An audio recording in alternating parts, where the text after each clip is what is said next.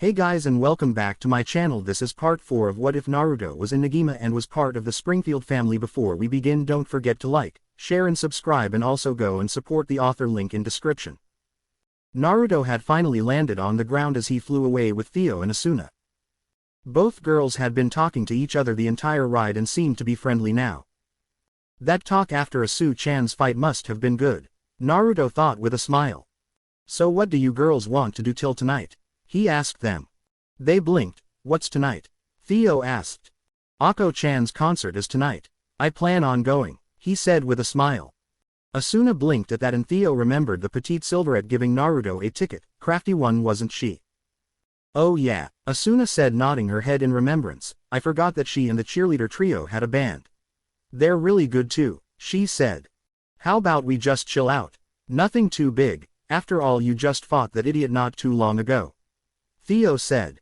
Asuna nodded to that. She's right, Naru-kun, fighting someone like Jack-san, even if he was a funky magic copy, it must have taken a lot from you. She stated.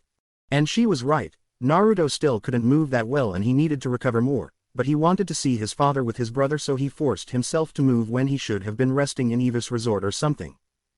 Naruto sighed. You're right, I'm going back into my room to rest, he said as he cracked his back trying to get the kinks out. Theo grabbed his arm. I'll go with you, she said as she pushed his arm into her breasts and smiled in victory at his blushing face. Asuna growled and grabbed Naruto's other arm, not wanting to lose. Sadly, she lacked a bust that could compete with Theodora's, for now. Naruto, blushing for having the girls he likes on both arms, and hastened back to his and Setsuna's room. As the girls let go of his arms, he walked to his bed and collapsed on it and started snoring. Asuna glared at Theo. What was that? She hissed quietly. Theo shrugged. I enjoy seeing him blush like that, she said with no shame. I thought we would try to share, Asuna stated with irritation. Doesn't mean I won't try to earn some individual points, Theo answered with a grin. Asuna huffed at her turn to Naruto as she got an idea.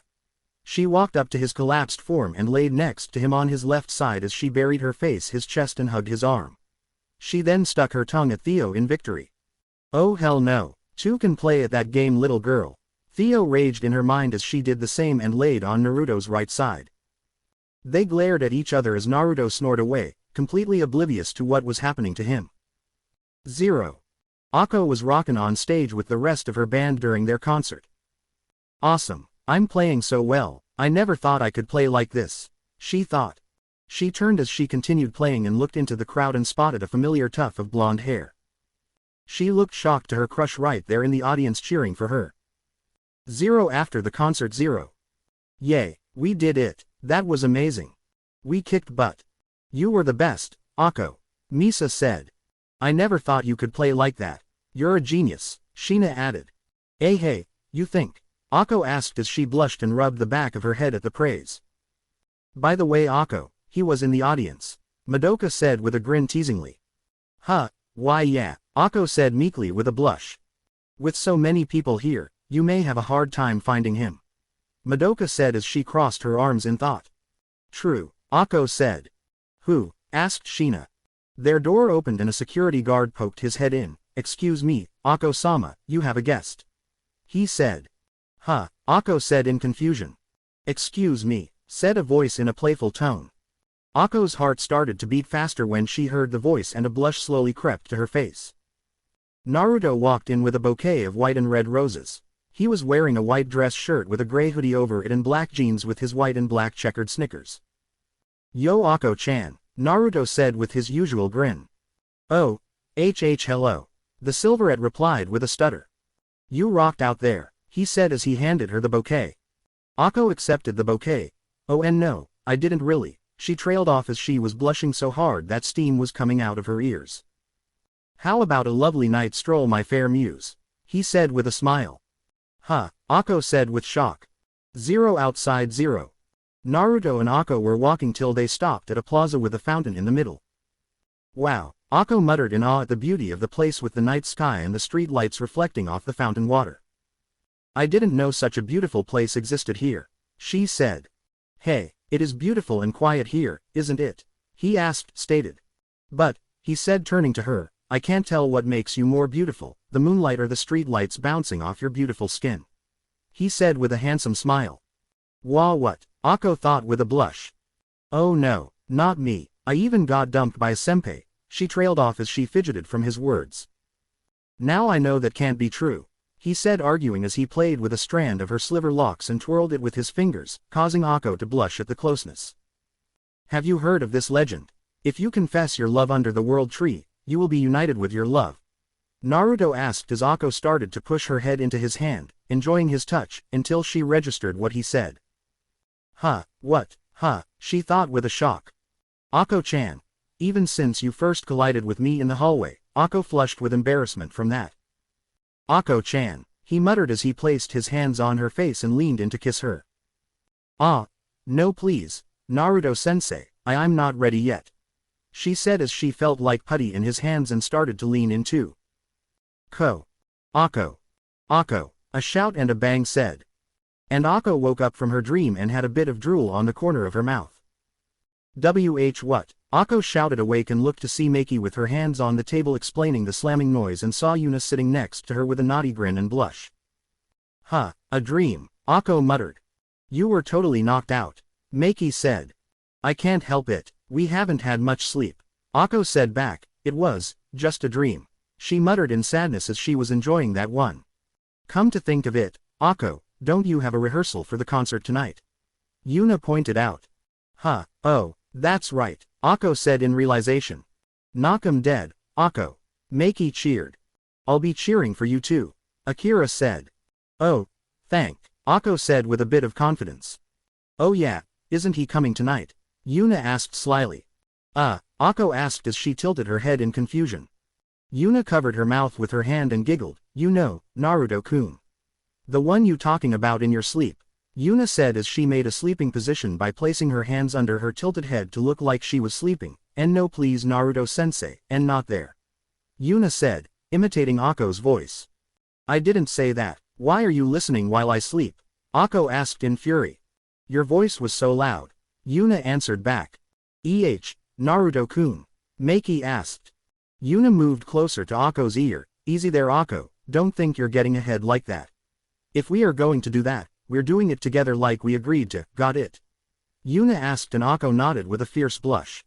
0 at the concert hall 0. Akko sat on the bleachers with a glass of water in hand as she was done up in her cloths for the concert. That's right, Naruto-sensei is going to show up. She thought about her crush on the blonde sensei and blushed red remembering the dream she had. Dwa, what am I thinking about? Dummy. She remembered how she played so well in her dream. There's no way I could play that well. Oh, I'm going to embarrass myself, she thought as her hands trembled. Oh, what if I mess up? Dang, I'm super nervous now. Akko looked at the rest of her band. They're so incredible, compared to me, she thought with some sadness. Akko, Madoka said. Waha, Akko said as she dropped her glass of water on the floor and was shaking from absolute nervousness. Whoa, you all right, Akko? Madoka said with concern. I'm just really worked up, and a bit nauseous too, she thought. Don't worry about it, you were just fine during practice, Madoka said as she handed her a bass. Here, play. Relax, and you'll be fine. Akko, still shacking, started playing at a very fast pace. What the? Madoka said in shock. You're playing too fast, she said. That's not it, I'm trembling so much that I can't stop, Akko exclaimed. I can't do this, I knew it, I just can't, it's impossible, Akko said as she was freaking out big time. Mommy. Take a chill pill, Madoka shouted. Akko was pleading for Madoka to get a replacement for her, but Madoka calmed her down. Kujimaya, do you think this outfit will work? Akko asked shyly as she rubbed her arm. Well, you know, my scar, Akko muttered as she raised her arm and a small scar was shown as she continued to extend it from her tank top shirt. Oh, but you're gonna be on stage. It'll be fine, Madoka said reassuringly. But, he might see it, Akko muttered as she fidgeted with her fingers. No problem, change into the short sleeve version of that outfit. It's in the dressing room, Madoka said in understanding, and while you're there, have some tea and relax. Thanks Kugiman, I owe you one, Akko said as she rushed to the changing room. There's plenty of time Akko, Madoka shouted back, and don't call me Kugiman either, she thought with a small smile. 0 changing room 0. Akko removed her shirt and turned around to show her back to the mirror in the room.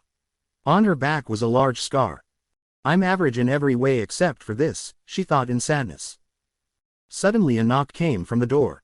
Excuse me, but I heard that Izumi Akko-chan might be in here, said the voice of Naruto as he knocked on the door and opened it and saw Akko in the middle of changing. Ah, Akko shouted seeing Naruto. Naruto's eyes opened wide seeing Akko half naked. He cursed Jiraiya for his Eki misfortune. Half an hour earlier. Naruto had woken up and saw both Asuna and Theo sleeping next to him. He smiled at them and gave each a kiss on the forehead, causing them to wake up. I need to get going, he whispered to them, but Theo held him tightly. No, stay and cuddle, she demanded childishly and then yawned cutely.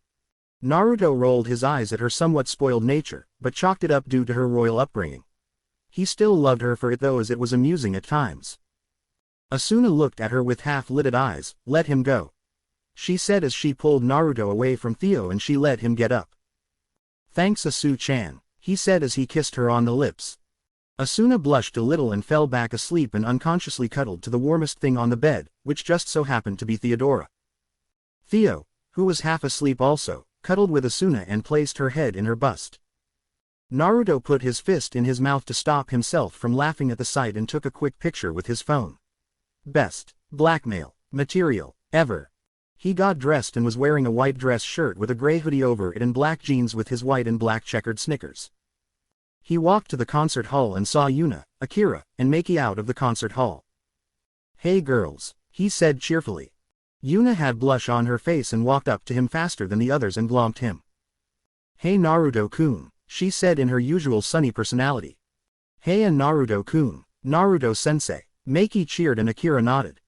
Hey girls, do you know where Akko-chan is? I wanted to see her before the concert, he said smiling as he showed no problems from having Yuna hanging off him. Akko should be rehearsing or in the dressing room, Akira said. Thanks Akira-chan, he said as he picked Yuna off him by her collar and placed her on the ground as he walked away. Damn, Naruto-kun knows how to dress, Yuna said with a dreamy sigh. Naruto walked into the concert hall and headed to the changing rooms. Why are my Eki senses tingling? He wondered as he knocked on the door and opened it. Back to our current predicament. Kyaaa. Akko screamed. Oh bollocks, Naruto muttered and closed his eyes and ran out of the room. Akko covered her chest with her arms and turned around. What's he doing here? Oh no, did he see my back? She thought in fears as tears welled up in her eyes at the thought. Fuck, Naruto cursed in his mind. What's going on here? Shouted a voice.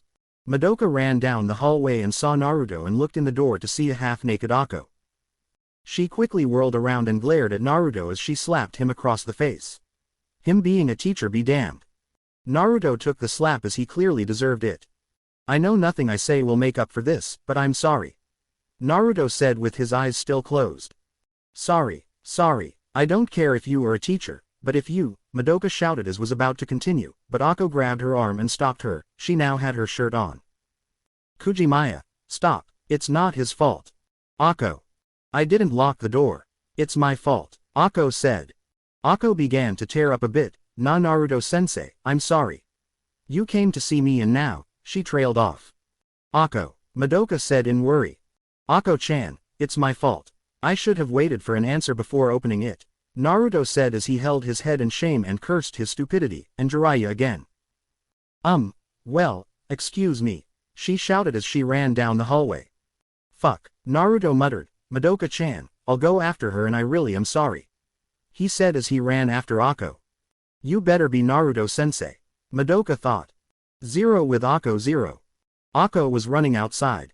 This is terrible, I can't believe he saw my ugly scar, she thought in tears. He thinks I'm gross. I'm sure all guys would be repulsed by the scar. She tripped over a rock and fell on her face. She was sobbing and hiccuping at the plaza she had her dream at and realized it was time for the concert. She wanted to go back, but her legs just wouldn't move. She fell to her knees and looked into the fountain as she felt a bit sick. She noticed blood leaking from her forehead and felt dizzy. Being hemophobic and the thought of gaining a scar that would be visible sent her into a panic and fainted. An hour later. Ako woke up and saw the clock in the distance showing that she had missed the concert. She cried, as she failed her friends by missing the concert. Now Ako-chan, a pretty girl like you shouldn't cry," said the voice of Naruto. Ako heard the voice right above her and saw Naruto smiling at her. She now noticed that she was on a bench and her head was resting in Naruto's lap, which caused her to blush immensely. "How about we go back to the concert?" he asked with a smile. Ako buried her face in his lap and cried, "But it's too late." She whimpered. Naruto gently stroked her hair and spoke kindly to her. "Nothing is ever too late, Ako-chan. Tell me, do you believe in magic?" he asked playfully. "Huh," Ako said as she looked up at him with puffy eyes. "Do you believe in magic?" he asked once more. Ako thought about it and nodded. Naruto smiled as he picked her up and she squeaked and he sat her on the bench as he walked in front of her and got on one knee and bowed dramatically.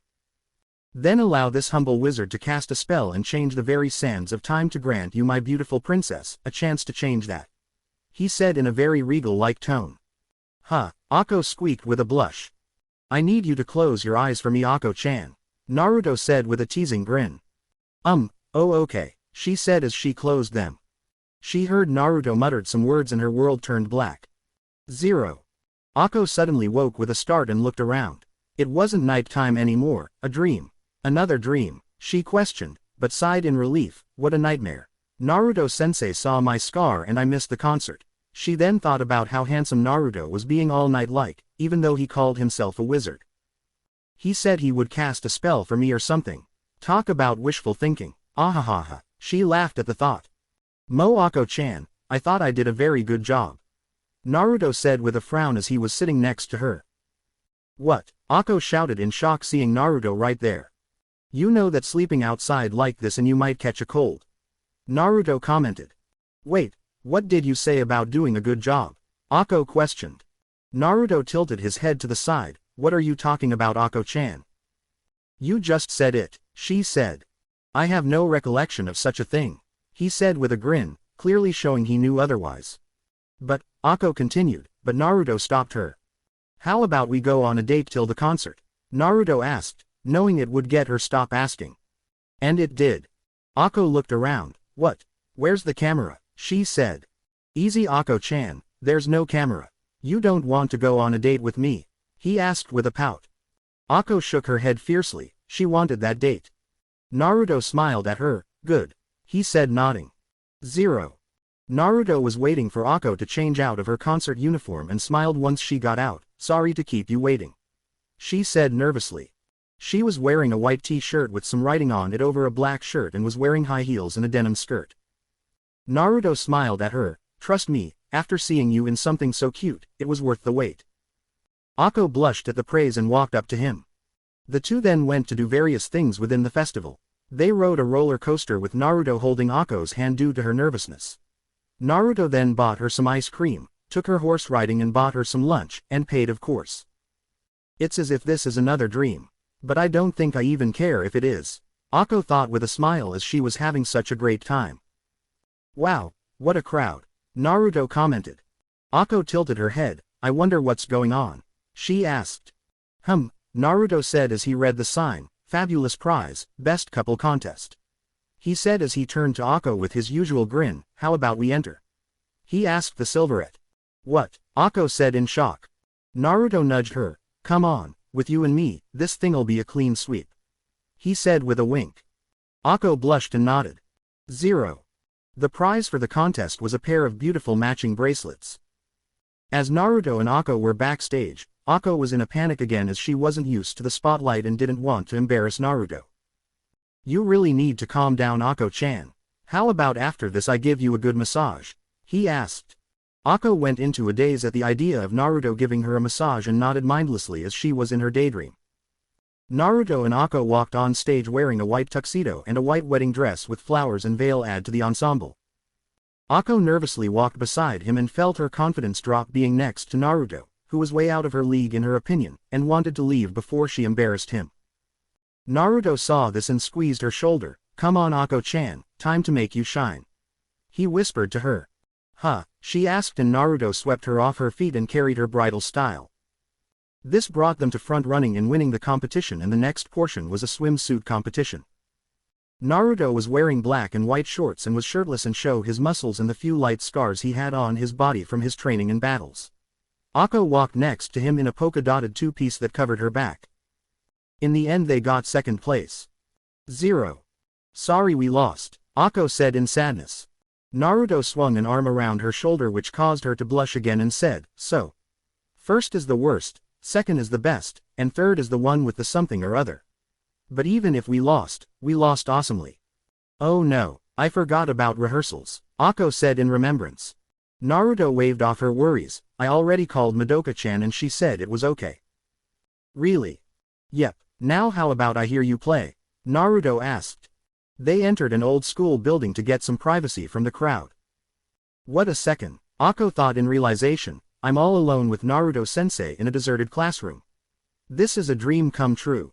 Could this be a dream? But if this is a dream, I don't seem to be waking up. She pulled her cheek to see if she was dreaming. Ow.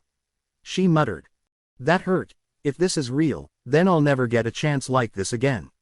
Right, this is my best chance. She then contemplated if it, but decided to take the plunge. I need to make the first move to become a leading character, to be the star.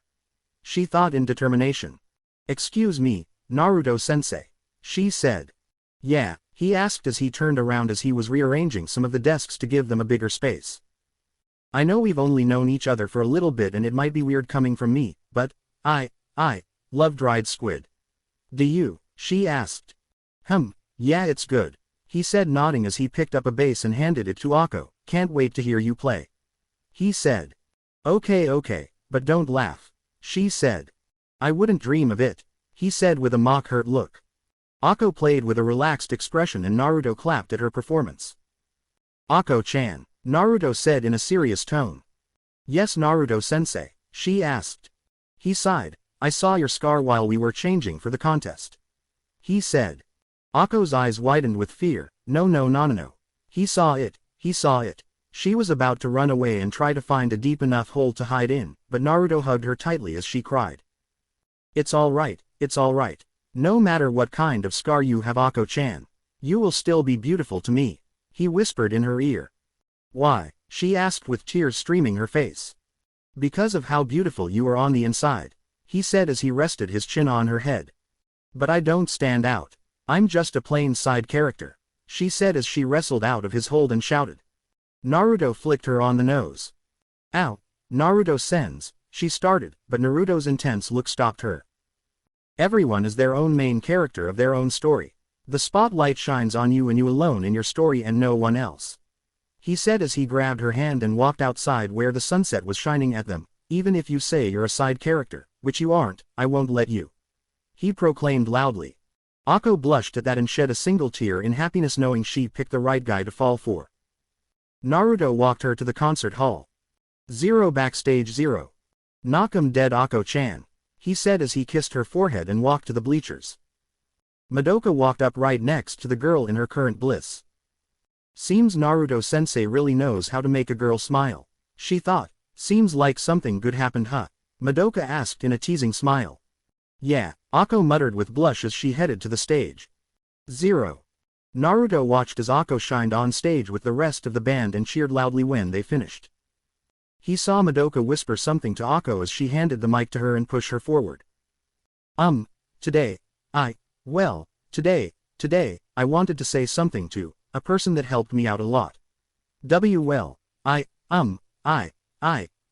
I really had a great time today and hope we can do it again soon, she proclaimed. Naruto wiped his brow in relief as she didn't confess. He stood up and shouted, sure. Akko hearing this smiled brighter than any star could ever hope to be. 0 with Asuna and Theodora 0. Asuna mumbled in her sleep, Naru-kun, I want a kiss, she said as she raised her head and was about to kiss Theo. Ha, you ask and you get Sparky. Theo mumbled back and kissed Asuna deeply on the lips. They both opened their eyes fully and stared in disbelief at what happened. Suddenly a large scream filled the entire dorm. Kya! Naruto hurried back to his dorm room and noticed Theo and Asuna glaring at each other with large blushes on their faces. Do I even want to know? Naruto asked, making his presence known. Both girls eeked and turned to him. No. They said simultaneously and turned back to glaring at each other. Naruto ran his hand through his hair. Okay. He said. Anyway, the concert rocked and Ako-chan did great too. He said with a smile that irked the two girls slightly. Yay, that goods and all, but maybe we could have our own little concert. Theo said with an impish grin. Hell, she needed this to get that kiss with Asuna off her mind, even though it was kind of hot. Asuna turned to Theo with shock. How could a princess be so shameless? Theo sashayed over to Naruto and placed her arms around his neck and leaned in close as their noses brushed against each other. What do you say, Sparky? She asked in a husky tone. Naruto's face was red and was slightly speechless. His opening and closing mouth was proof of that. Theo smiled at her victory over her fellow blonde and went in for a kiss, till she was bumped aside by Asuna. Oops, Asuna said as she covered her mouth with her hand to hide her smile. Did I do that? She said in mock shock and turned to Naruto and kissed him on the cheek, still with us blonde. She asked as she snapped her fingers in the boy's face. Naruto shook his head to clear his mind. Yeah. He said. Theo growled as she stood up, so she wanted to play a little hardball, huh? Well, this princess can play that too. Just you wait, you washboard. Theo thought manically. Just then Naruto's cell phone rang. Hey Ayaka, what's up? Naruto said on the phone. What? Chao's withdrawing. Naruto shouted in surprise, causing Theo and Asuna to jump at his tone. Okay, yeah, look, I got another call. Meet up with you guys later for it, cool. He said as he answered his other call. Yes. He said in a more professional tone. I see, I'll be there soon. He said hanging up. You guys go meet up with the class, I have an emergency meeting to attend. He said with a sigh. What's this about Chao withdrawing, Naru-kun? Asuna asked. You'll have to ask Ayaka, I don't know all the details. The blonde said as he flashed away. Something big is going on. Theo commented as they two princess exited the room and Asuna texted Ayaka to ask for more details. I know, and I don't like it. Asuna muttered. 0 with our hero, 0. Naruto was jumping from rooftop to rooftop looking for that sneaky little Chinese girl, till he saw the world tree start glowing. Okay, magical tree is glowing when it isn't supposed to. Never a good sign. The blonde muttered and headed towards that direction. He heard fighting going on and landed nearby to see what was up. From what he could tell, Negi was standing off to the side while Kaide and Setsuna were fighting Chao. The blonde sighed. Looks like he was going to intervene. He mentally shrugged. This would be a good time to get some info off Chao anyway. He jumped in and blocked both hits from Setsuna and Kaide while standing in front of Chao. Now girls, no fighting. Naruto said in a light chiding tone. Also, nice ears Set-chan tilde. He teased and Setsuna blushed brightly as she and Kaide broke away. Naruto turned to look at Chao and gave a small pout. I heard you're leaving us, Chao-chan, can you say why? He asked politely. I have a family emergency to attend to, Naruto-sensei. Chao said with a smile. Naruto HM'd at that. I see, but that doesn't excuse you from attacking your ex-sensei and ex-classmates. That's very bad. He said with a feral smile. Chao started to sweat slightly at that smile. She remembered it from her childhood and was not looking forward to the results that followed said smile. Right, we can't beat her. Retreat, Kaide said as she started to jump across the rooftops to get away and Setsuna followed her. Wah, Negi and Naruto said at the same time. He hadn't even fought the Chinese girl yet. Negi went to follow them, leaving Naruto and Chao together. They turned to look at each other. Wanna follow them? Chao asked with a smile. Naruto shrugged his shoulders, got nothing else to do. He said, and they started to chase the group of three. As they jumped the rooftops, Naruto decided to start a conversation. So, why are you doing this, Chao-chan? You got to have a reason behind it. He said as he had calculating look in his eyes as he stared at her. Chao shrugged playfully. Who says I have to have a reason, Naruto-kun? She asked with a knowing smile. Because, someone wouldn't go through what you're trying to do just for the kicks. You have a reason behind. I may not know it, but I'll figure it out eventually, or you could be a good little girl and tell me. Naruto said with a frightening smile. As expected of Naruto Gigi. Chao thought with a smile, but he still didn't know what she had in store for him. They landed on the rooftop where the three had stopped. So, this is the battleground of our final battle, huh? Chao said as she sensed the presence of other people on the roof. I may be outnumbered, but I have reinforcements of my own. She said as she raised her hand to call over Mana and Chachimaru. Hello Negi-sensei, Naruto-sensei. Mana said, who was wearing a cloak. Oh, making a little alliance of your own, Chao-chan. Naruto said as he cupped his chin and grinned. You still know I could wreck you, right? He asked as Negi gasped at his brother. Ni-san, they're our students, we can't hurt them. Negi said hotly. Naruto rolled his eyes at Negi's naivety. Who says I'm going to hurt them? We're only going to spar, right Chao-chan? He said with a scary smile. Chao smiled back, but was sweating a bit. I could predict Negi Bozu much easier than Naruto-kun. The only ones I have to worry about are him, Takahata-sensei, and the dean. No worries Negi Bozu, we still have an ace in the hole. Kaide said as she pulled a string and the cardboard walls on the roof began to fall with light shining through them. Everyone covered their eyes from the light. Welcome to Chao Lin's farewell party tilde. All of Class 1A said loudly as streamers went off. Wah, Negi said with his mouth agape. Oh, Chao said in surprise. Naruto whistled. Ayaka sure knows how to get a shindig together quick. He said to himself. All the girls surround Chao asking her questions about what was going on. Hey Sparky tilde, Theo shouted over the noisy girls and walked over with 2 cups of punch in hand. Hey Theo, he said taking a cup of punch and had a quick sip. Raspberry. So what's little Chinese girl up to? She asked in her princess tone. She's planning to expose magic. If it was me, I would use the world tree to do it. Naruto said as he took another sip. So she would most likely do it on the final day of the festival. Theo said as she watched Ayaka start a speech that sounded more like a eulogy, but Asuna kicked her off stage for being too depressing. Pretty much. Naruto grumbled as how he was going to stop this as he watched the girls all give personal gifts to Chao. A sweet gesture in his opinion. Theo slapped on the back when he took a sip, causing him to sip out his drink. Hey. He said as he used his arm to wipe his mouth. Theo grinned at him. You're Naruto freaking Entheofushia Springfield, if anyone can figure this out, it's you. She said in a soft tone. Naruto smiled at her. Thanks Theo-chan, I need a boost like that every once in a while. No duh, you're good Sparky, but you're not Superman. Even you need to take it easy every now and then. The princess said in a lecturing tone. Naruto gave her a mock bow. By your orders my princess tilde, he said with a teasing smile as the girls started to tickle Chao to tears in the background. Come on Ku-fei, Haruna said as Fu walked up to Chao holding something wrapped and long. Chao, Fu said and Chao turned to see her friend in surprise. Ku, the Chinese girl said. I have present for you, too. Here, Ku said as she extended it to Chao. This sword was given to me by my master. You have it, Chao. That's too much. I can't Ku, Chao said as she tried to deny the thoughtful gift. Your home is very far away. We can teach each other much, yes. If so, then this for you. Ku said. Chao gave a small smile. I see, all right. Chao said as she took the sword. I'm sorry I tell everyone your secret. Ku said with an awkward laugh. I know Chao no like farewell parties. Well, I was pleasantly surprised. Thank you Ku, Chao said with a big smile. Everyone clapped and asked Chao to give some final words. All right, Chao said as he hopped on stage as the world tree began to glow, getting all the girls excited. I'll be honest, when I first came here, I thought my classmates were a bunch of happy idiots. I had great fun with everyone during my 2 years here. Thanks for such a great party, I was really touched.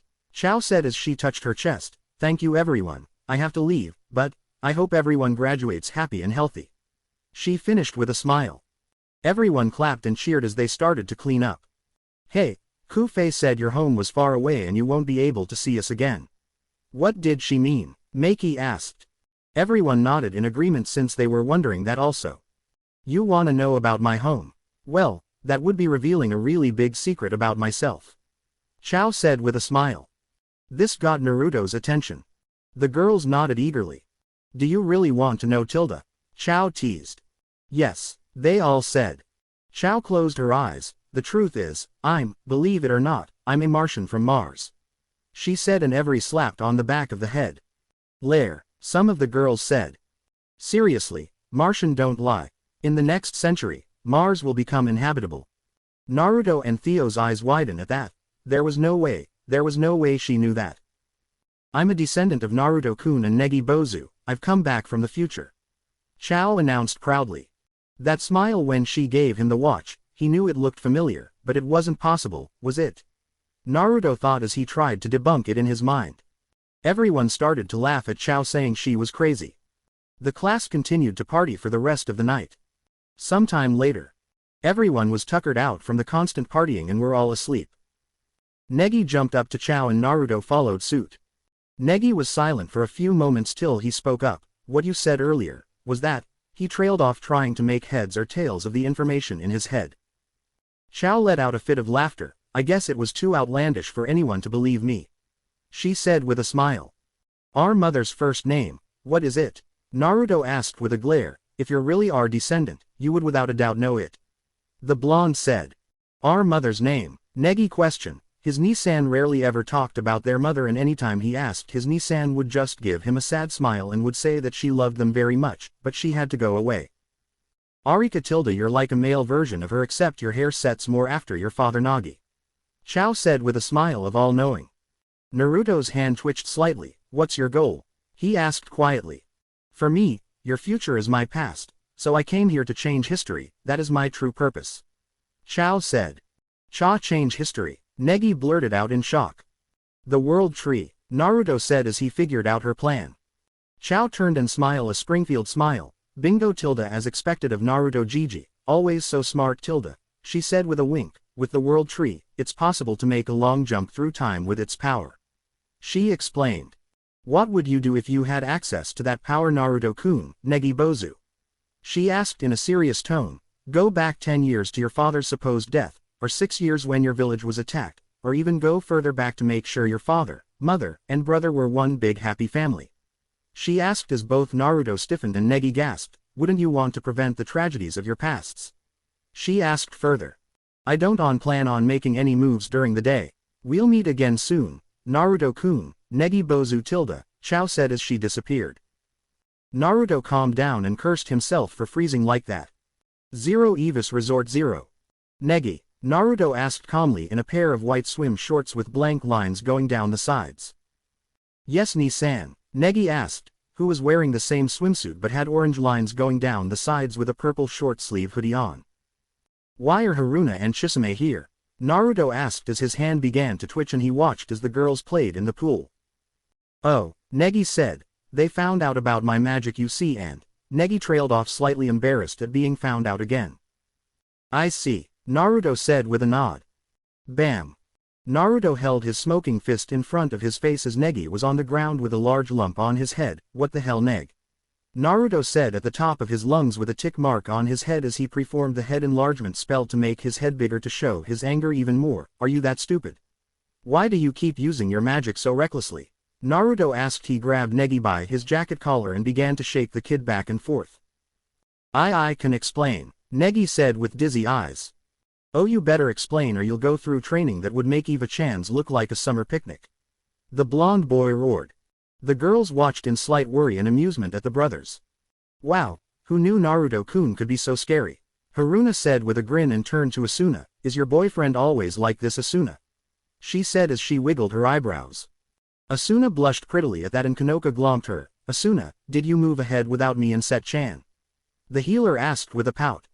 Haruna pushed up her glasses and they gained a glint. Oh Tilda, going with the harem route, huh? Nice choice, Asuna. Naruto-kun seems to be too much man for one woman anyway, Tilda. Wah, hey, it's not like that, it's Asuna said, trying to argue with an atomic blush on her face. Hey, don't get ahead of yourself, Kono. Theo said as she was wearing a white two-piece that complemented her caramel skin and showed off her large bust. Konoka glared childishly at Princess. Oh, you're still here? She asked cutely. Ooh, Tilda, a love pentagon with a love alliance, now this is interesting. Haruna said as she pulled out her notepad to take some notes. Naruto finished berating Negi and dropped him to the ground. Kota, who was wearing a pair of black swim shorts that had white and gray yin-yang signs all over it, was poking Negi's down form. Sucks to you at times, Negi. The dog boy said with a wolfish grin. But anyway, Haruna said as she put her notes away, I mean, a Martian. This is so awesome, she said with a smile, the most brilliant mind in Mahora Academy, but in reality an alien invader from the future bent on changing history. Oh, such horror that our classmate is the leader behind this insidious plot. She said dramatically, we must defeat her, she declared as she pointed to the sky. Asuna whacked her on the head with her horizon. Okay, you need to shut it. You're making this more confusing. The redhead said to the mangaka. It didn't seem like Chao-san was lying, at least to me. Negi said as he fingered the time machine in his hand. She wasn't. Naruto grunted out with a sour look. Everyone look at the blonde. She knew our mother's name. Only those of Ala Rubra, along with Theo and me, know that. So unless she can read minds from a distance and clear out the block I put on memories of her to prevent others from finding out that info, she is without a doubt our descendant somehow. Along with the fact that she knows about that, Naruto thought to himself. Arika, Negi said as the name rolled off his tongue as if he always knew it, and he looked his brother straight in the eye. She said you were a male version of her Nisan. Please, can you tell me about her? The child pleaded. Naruto winced and looked away. I need a drink. You got anything strong, Eva? He asked as he walked away. Nisan, Negi shouted as he held out his hand and was about to go after him, but he felt a hand on his shoulder and turned to see Theodora giving him a sad look as she shook her head. Theodora-san. Negi, you need to realize that your mother is a sore spot for Naruto. The reason he doesn't talk about her is because the information isn't the happiest to hear, so he's just trying to protect you. The princess said softly as she watched her partner take a sip of scotch on the rocks. But, Negi tried to argue with a few tears in his eyes. He really wanted to know. She was his mother too. He had the right to know. Negi, your mother was a good friend mine. Theo said as she knelt down to his level and looked him in the eyes. Trust me when I say, if she could, she and that aka Baka dad of yours would be with you too and be one big happy family, but fate can be cruel at times, she said as her elfish ears dropped slightly in sadness. See, can you tell me a bit about her? Negi asked with tears falling freely from his eyes. Theo looked at Naruto and didn't see him trying to stop her, and she took a deep breath. She was without a doubt the most beautiful woman I have ever met. She could make a goddess green with envy at the sheer beauty she radiated. She was amazingly strong too, could wield a sword like no other, and do some pretty powerful spells too. In fact, she was the only woman to have tamed the Thousand Master. She had him completely wiped. Theo said with a laugh. All the girls listened with interest, especially Eva. Her mere presence demanded respect. She was as blunt as it comes, and every time your dad did something perverted she would bitch slap him 10 feet in the air. Theo said in a fit of giggles as she remembered her time with Ala Rubra. Negi let loose a bit of a laugh and he heard a snort of laughter from his brother in the distance, so it just confirmed the fact and that his father's memory said the same thing when his brother hit him. Okay, enough gloom and doom, Tilda, Asuna shouted. As much as she wanted to hear about Arika, they had a wacky time traveler to stop, and Naru-kun, stop drinking. She shouted at her love interest with her hands on her hips and her pigtails standing up straight. Naruto pouted at her. Eva had some good stuff, Tilda. Okay, time for a serious strategy session, people. Kanoka, get us some drinks. Asuna ordered. Gotcha, the bubbly brunette said. I'll help, Kanoka-san, Nodoka said. Kanoka, get me some wine. Eva said. No alcoholic drinks for anyone. Asuna shouted. Little bit later. Let's rock it, you, Haruna said. Oh okay, you said. Adit, they both said, and the two activated their new artifacts. Haruna's was an apron on with a beret that had a feather in it and held a quill and sketchbook that a string at the end of it that held a small bottle of ink in her hands. You had on a witch's hat, cloak, and broom, with a magic book. They got a bunch of ooh and ahs at their new look. Till something hit Asuna. Hey, wait a minute. How'd you two get probationary contracts? The redhead demanded. Haruna gave her a thumbs up and stuck her tongue out a bit. I got a smooch a little while ago. I'm sorry, you said as she repeatedly bowed apologetically. We'll figure out what your artifacts do later. Right now it's important that we strengthen our forces. Chamo said. You can count on me. Haruna cheered loudly. However, you started, even if the story is true, 2 points remain unclear. First is how to reveal magic to the world as a part of changing history. The second is the reason why Chao-san traveled back in time in the first place. The chibi philosopher said. The first part is easy. Naruto said, what magical object can be used to make wishes? He asked everyone. The world tree. Everyone who knew about the tree said loudly. Exactly, Naruto said with a nod. She will most likely do it on the last day, where the tree is at its strongest. As for the second part, if every time travel movie I've seen where someone goes back in the past. Either a bad guy jumped into the past and she is here to capture the bad guy, but since she wants to change history, we can guess that something bad may have happened in the future and she wishes to do just as she said and change it.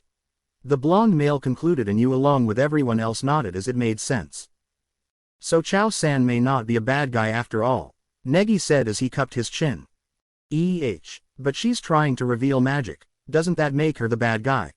She even beat you up pretty bad too, Asuna stated. Negi faltered a bit. Why yes, that may be true, but, Negi tried to argue. Either way, there's no doubt that Chao's going to be up to something on the third day of the festival. Chamo said. Well, it doesn't matter, Asuna said as she whipped out her sword and planted it into the ground. I don't care what Chao-san is planning. I'm going to use my sword to stop her from hurting Naru-kun or Negi. She declared. Name. Asuna, Kagurazaka, Vesperina Theodonasia and Theofushia. Class. Magic Deflecting Swordsman. Artifact. Ensi's Exorcisans, Turbo Tutor. Ability. Kenka, Setsuna Trained Swordsmanship, Naruto's Combat Training, Magic Cancel. Asuna-san, Negi said in awe. Name. Negi Springfield. Class. Combat Mage. Ability. Western Magic, Chinese Martial Arts. Naru-kun tilde, Haruna asked with a giggle and Asuna blushed. We may not be able to figure much out by thinking about it. Best thing to do is prepare for the worst that Chao can throw at us. Luckily it looks like everyone wants to help out, Chamo said. But I can't endanger my students, Negi said to the ermine. Don't you worry Negi-kun, Kanoka said with a wink, if you get hurt, I'll patch you up tilde. Name. Kanoka Kono. Class. Apprentice Mage. Artifact. Flabellum Yuri, Flabellum Astrali, Medicinalis Dei Pur. Ability. Western Magic, Intermediate Healing Magic, Naruto's Combat Training. And I will protect the life of Ojo-sama with my own. Setsuna said. Name. Setsuna Sakurazaki. Class. Winged Swordsman. Artifact. Sika Shishikushiro, Septem Orbis Custos. Ability. Shinmei Style, Swordsmanship, Shinmei Style Anti-Demon Combat Skills, Onmujutsu, Naruto's Combat Training. Just make sure your head doesn't get crushed though. I'm good, but I'm not that good tilde, Kanoka said cutely. Okay, Negi said in shock at her saying that. Kanoka-ne-san, that's too morbid. Chamo said, Chao has that robot army to boot. It'd be suicide to face that head-on even with the forces we got on our side. Furthermore, they have Chachimaru and Tatsumiya Taiko. The ermine said in worry. You leave that to us, Kaide said as she and Ku stood up. Naruto saw the sad look on Ku's face. You okay Ku? He said in worry. Ku blinked and looked at him. Yeah, me okay. She said with a bit of a forced smile and she clenched her fist tightly, if Chao is taking wrong path. Name. Ku Fei. Class. Marital Artist. Ability. Chinese Marital Arts. Then as her friend, I have obligation to stop her, the Chinese girl said. Kaide stood behind her with her large shuriken and nodded. Name. Kaide Nagase. Class. Ninja. Ability. Koga Ninjutsu, Kaide Ninjutsu. Kaide-ne-san and Ku Roshi will help a bunch. Chamo cheered. Looks like the front line is looking. He said rubbing his chin, but now with Negi Aniki in the front himself the rear defense may be a bit weak. He said as he turned to the library trio, or maybe not. On top of Nodoka Ju-chan, we have 2 new people with probationary contracts. Yes, we'll do what we can to help, Nodoka said. Name. Nodoka Miyazaki. Class. Mind Reader. Artifact. Darium Aegis. Ability. Fainting. Thanks, Chamo said. Okay tilde, Haruna said. Name. Haruna Saotome. Class. Artist Summoner. Artifact. Imperium Graphices. Ability. Love Stench Detection, Extensive Dissemination if Wild Rumor. Understood, Yu proclaimed as she held her broom. Name. Yu Ias. Class. Apprentice Mage. Artifact. Orbis Sensualium Pictus. Ability. Western Magic Novice Level, Quick Thinking, sometimes useless. And with our final 3. Chamo said. Katarao grinned like a loon, try to keep me out of this ermine. He said with a thumbs up and his tail waving back and forth in excitement. Name. Katarao Inagami. Class. Eastern Mage Fighter. Ability. Ninjutsu, Goken, Onmujutsu, Naruto's Apprentice Training, Hanyu Transformations. What about you Theodora Ju-sama? Chamo asked, eager to hear the answer of one of his Aniki's partners. Theo flipped one of her pigtails over her shoulder. I may be a princess, but at times the royals are needed at the front lines. She said with a noble smirk. Name: Theodora Basilia Helatus de Vesperisthemia. Class: Princess. Artifact: Gemma Curationum. Ability: Hand-to-hand combat, tactical skills, Western magic. Sweet. And now for our ace in the hole, the ermine said with a cackle. Who needs firepower when you have a walking nuke on your side? Naruto blinked and pointed to himself, and Chamo nodded. Name: Naruto, Entheofushia, Springfield. Class: Impossible Broken Combat Mage. Artifact: Oranicus Chains, Parvulus de Oraculum. Ability: Ninjutsu, Juken, Goken, Onmujutsu, Western Magic, Swordsmanship. We got the firepower all right, but Chow may try something on the net, so, he said as he turned to Chisame. I know. Chuchi, wanna make a probationary contract too? The ermine asked the net idol. Like hell I will, dummy, Chisame shouted loudly. Haruna glomped the idol. Come on Chisame-chan, do it. Join us, the mangaka said. When did I become one of you? Chisame yelled. Don't grab me, she added. Well, looking at all of you like this, we've got one hell of a team on such short time. Chamo said with a laugh. What a rowdy party, Eva said with a laugh. You'll get no help from me, understand, Booyah? She stated. Negi nodded hesitantly. Yes master, I understand. Well, it won't matter how many people we have, when we have to worry about Chow herself, and until we figure out that ability of hers, we may be at a bit of a disadvantage. Kaide said. I'm not certain, but I think I can deal with Chow-san. Leave that to me, Negi said. You sure, Negi? Naruto asked in worry, and his brother nodded. Well, now we have all the members assembled, we need a team name. Tilda. Kanoka said. Everyone started to give names till they heard Naruto laughing. What's so funny, idiot? Eva asked with a raised eyebrow. Naruto grinned at her. Alba, he said. Theo let out a laugh. How typical of Naruto to come up with a name like that. White Wing, almost poetic, Eva said, and shook her head in amusement at the very name. Why that name, Nisan?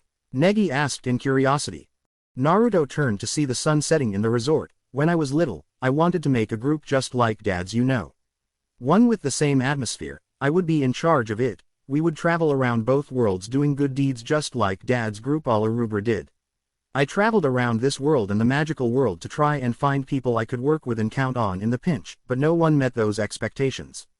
The only ones from the first generation of All Arubra is me, Negi, and Kono-chan, but now that I've hung out with all of you, trained with you, laughed with you, I think I found the feathers to my Allah.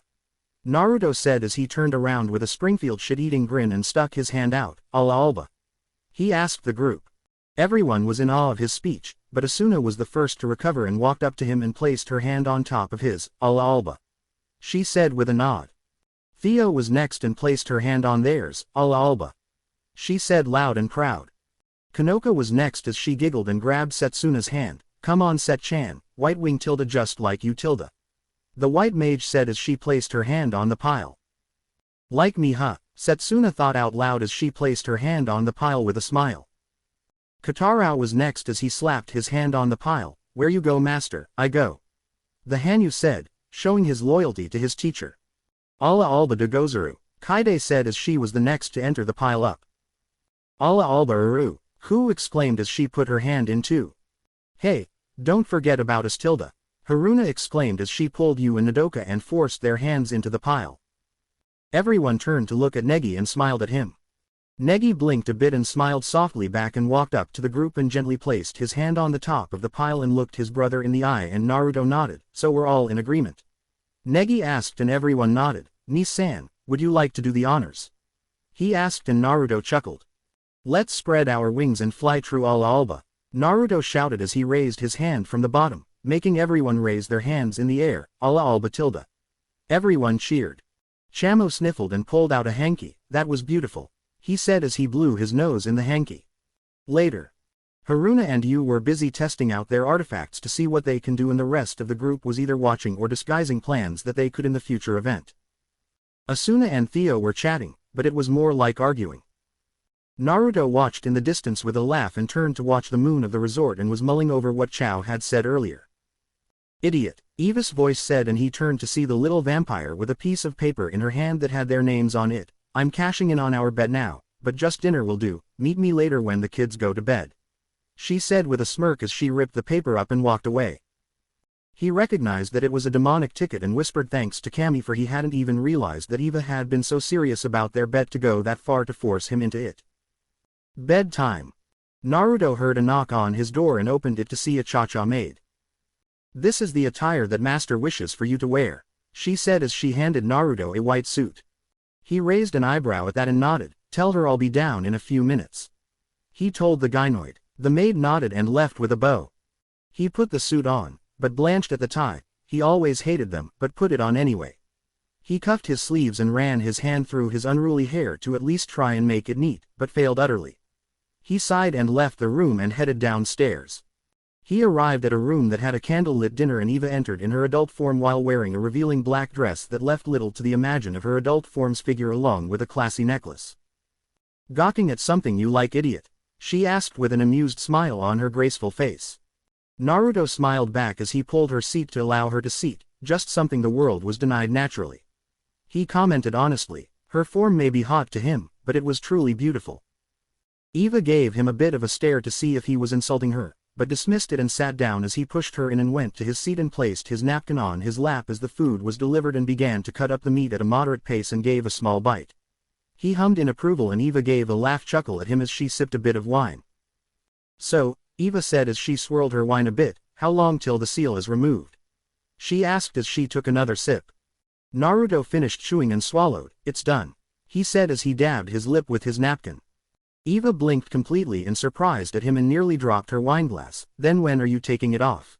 She asked carefully. The boy held her fate in his hands. It was like treading on thin ice. One wrong move and the idiot may very well make her stay here.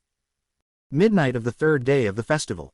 You were always one for theatrics, Evangeline, Naruto said with a chuckle. The princess released from her tower at midnight under a starry sky when the festival draws its closing curtains. He said with a smile. I don't go back on my promises if that's what's worrying you, he said softly. Eva turned her head to the side with a huff and took a swig of wine, as if idiot. If you did, I would drain you of every drop of blood you have and then go after the Booyah to spit you further and end that father of yours line for good, she said in a low tone like she didn't really mean it. Naruto smiled at her. Eva would always be Eva, it seemed. Eva turned her eye to him. What are you smiling at? She asked as a small blush dusted her cheeks in the candlelight. Naruto shook his head. Just thinking about how you'll never change and be a bit honest, he said with a grin. Eva gave him a small pout. I'm an evil mage, why should I ever be honest? She asked rhetorically, getting Naruto to laugh a bit. Their food was completely forgotten as they continued to chat over wine. Now Naruto was by no means a lightweight, but he was feeling a bit tipsy. Eva gave a toothy smile. Feeling heavy-headed, idiot? She asked with a chuckle. No, Naruto said as he loosened his tie around his neck. Evangeline may have forgotten to mention it, but she had picked a strong wine to loosen the idiot up a bit. He was acting way too serious from his usual idiot self during this whole World Tree event. Eva continued to give him more wine and chatted about some of the things they had done in the magical world. After about 8 glasses of wine, Naruto rubbed his eyes. I think I may have had a bit too much, he muttered as he stood out of his seat. This was nice, Eva, maybe we can do it again, Naruto said with a toothy grin. Eva stood up as well. Let me walk you to your room, idiot, you might fall asleep on your feet, she said in a slightly eager tone that Naruto didn't notice. She led him back to his room and opened his door. They entered the room as Eva locked it behind them and further locked it with a bit of magic. Naruto began to take off his clothes, thinking that Eva had left, and turned to see Eva looking at his well-toned chest appraising Ly. What are you doing? He asked in tipsy surprise with a bit of a squeak in his voice. Eva rolled her eyes as she sashayed over to him. You really are an idiot, she said with a laugh and pulled him into a deep kiss. Their tongues danced in their make-out and she threw him on the bed. Naruto gulped at the glint in the vampire's eyes as she pounced at him and slowly crawled up his body as her long hair pulled her face as she hovered over his face. Looks like I got what I always wanted, she said breathlessly. And what's that? Naruto asked with interest. Eva smirked haughty at him. Why, a Springfield sharing a bed with me, of course, she said as she kissed him even deeper than before. Naruto only knew one thing at this moment. Asuna and Theodora were going to kill him when they found out. Next morning. Everyone was up and early as they got dressed and to go. Hey, where's Naru-kun? Asuna asked as she looked around. I think he's still in his room. I think he was talking to Eva last night. Theo trailed off as she ran to Naruto's room, having a good idea what happened, and she wasn't going to like it. Asuna followed suit to see what Theo was freaking out about. They arrived at Naruto's room, but the door was locked. It's sealed by magic, Theo stated and gave Asuna a look. The redhead nodded and used her magic cancel to get rid of the magic lock. Theo tried to open it again, but it was also locked for real also, so she broke the handles and opened it with a bit of force. Both princesses blushed seeing Naruto's head resting in Eva's true form's chest with the chibi vamp awake and grinning at them. I will say that he is skilled, even when a bit drunk, she said as she seemed to just glow. Theo's eye twitched as she turned to Asuna. I told you we would have to watch out for her, she said in an I told you so tone. Eva-chan, Asuna said in a threatening tone as she summoned her horizon and a dark aura radiating from her. Naruto stirred awake and saw the position he was in and blushed. He turned to see Theo and Asuna there too, and he carefully covered his jewels, not the babies, he said in a pleading tone. Yes, not the babies, but especially the nozzle, Eva said as she licked her lips. He was far too skilled with it to lose it now, Tilda, she said with a laugh. I know, right, Theo said with a blush. Did he do the thing with the... Yes, and then turning around a bit to hit just the right spot, but then did that, Eva thought with a little blush as she got a little wet just remembering it. Asuna was blushing atomic red and didn't know who to slap with her horizon, so she settled with all three of them. Each blonde was now sporting a lump on their heads. Out Tilda, they said in unison. No sex talk until this whole mess is over with, Asuna said, and until I had my own turn, the tiny voice in the back of her head said. Moments later, Naruto was dressed in his usual outfit and had Theo and Asuna holding one of his arms as they walked to the teleporter. Haruna gave a whistle, a flower in each hand. Sensei, she asked. Naruto gave her a dull stare and looked to Negi as he took a deep breath and began to speak. Chao-san is planning something that will plunge our world in turmoil. We don't know what will happen if she succeeds, but we have to do our best to stop her. I'll be honest with you all, I'm not sure if Chao-san is bad or not, but if she does win, I think we can all agree that it may very well end catastrophically, whether it's for a good cause or not. As a teacher, I'm under obligation to stop Chao-san. I ask you all to support me, he asked. You can count on us, Tilda, everyone shouted in return. All right, let's go, Negi announced as he held the time watch. Yeah. Back in the real world. Everyone landed in Eva's cottage. What's the plan? Haruna asked, all pumped up. Well, Chao-san said she wasn't going to do anything till the afternoon, so there's nothing to do till then, Negi said honestly, getting some of the girls to face fault at him. I'm sure most of you have plans, so go to them and we'll meet back here at 11 a.m. Negi said and everyone nodded. They all left the cottage, but they didn't notice a sign hanging from the back of the resort case. The words, IWN was written on it. 0 with Naruto and Theo 0. The blondes were walking around, but something was off. Where was all the festival stuff? Sparky, Theo started. I know, Naruto said as they continued walking to a more isolated area and they were surrounded by 20 mage teachers. I believe we may be in a bit of a pickle, milady, Naruto said to his partner.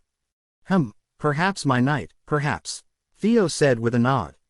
Naruto sighed. I guess Chao won, he asked, and silence was his answer and he took it as yes. Well fuck, he said bluntly. Language, Sparky, Theo scolded. Naruto rolled his eyes. Now was so not the time. 0 with the other girls and Katarao 0. They had noticed that something was off too and found out that the festival had ended a week ago. They rushed back to Eva's cottage. They found the magic letter and pushed play. Hello Naruto-sensei, Negi-sensei, and friends. All I truly can say to you is, that I win. Tilda, the hologram of Chao Lin said to the girls. 0 with Negi 0. Negi had been captured and was listening to some of the more experienced mages as they explained what had happened in his week-long absence, and he wondered how he would get out of this. Then Takamichi walked through the door. 0 with the girls and Katarao 0. Welcome to my new world, Chao said at the end of her message, and Chamo had announced that Negi was going to be turned into an ermine, but before they could worry about Negi, they were going to have to deal with the two people that had come to the cottage to round them up. Now they had a fight on their hands. It was time to see if all that training had paid off. 0 with Naruto and Theo 0. Okay, let me get this straight. Naruto started, you lot, want to fight me? Me, Naruto badass motherfucking Springfield, the Yellow Flash, the second thousand master, right? He asked. Some of the mages gave hesitant nods. Well, now I think you lot were born just plain stupid as hell. Naruto said with a maddening smile as his magic roared to life, but who am I to deny you guys an ass-kicking of the highest magnitude? He finished with a playful shrug. Theo whipped out her Pactio, Adit. She shouted, and she was wearing a pair of biker shorts with her imperial outfit on and a pair of leather gloves and thin combat boots and a green diamond on her forehead. I'll show you guys why I'm not just a pretty face. She said as she crackled her knuckles menacingly along with a grin on her face as she casted Melodia Belix on herself. Prepare for the might of some of the deadliest blondes around people, causing we're going to rock your very world. Naruto said as he and Theo sped off to show these mages what Alba can do. 0. Stop hitting yourself, stop hitting yourself, stop hitting yourself. Naruto kept telling the mage in his grasp as he kept using the guy's fist to punch him in the face repeatedly. The guy finally lost consciousness and Naruto dropped him like a sack of potatoes. The score was Naruto, 12 and Theodora, 8. I win tilde. Naruto teased and Theo pouted at him, but she still walked over to him and kissed him on the cheek. This time Sparky, this time, Theo said with a wag of her finger. Naruto pulled out his Asuna Pactio card and pressed it to his forehead. Ring ring ring, ring ring ring, phone call tilde, Naruto said through the card. Naru-kun, Asuna shouted, it's terrible. We missed the festival, we were stuck at the cottage, but Setsuna-san and Kaide-san stayed behind to buy us time. We just fought that Takane and Mei girl, who were with another girl. We beat them, we as in Kanoka, the pup, and I did. Kanoka was a bit scary Naru-kun, she was smiling the entire time. She whispered in fear. Easy Asu-chan, and really. Kono-chan, man, that girl has a mean streak in her lately. Naruto said to himself, anyway, what are you guys doing now? He asked. We found out where Negi is and we're going to bust him out. Asuna proclaimed over the card, meet us at the school's underground magical HQ, got it Naru-kun? She asked. I got ya Asu-chan, stay safe. He whispered to her. You could technically hear the smirk on Asuna's face. I'm your second in command for a reason Naru-kun, Chu tilde asterisk, she said as she made a kissing sound over the line and hung up. Naruto smiled and pocketed the card as he turned to Theo. Well, Asu-chan is really taking charge, I guess my lessons paid off. He said as he picked up Theo bridal style. Theo squeaked, hey, she said with a blush. You know you like it, he said as he started to run across the rooftops ignoring her sputtering. It took a few minutes, but they made it to the church, where they stopped and looked at the ground readying themselves. Okay, time for an entrance.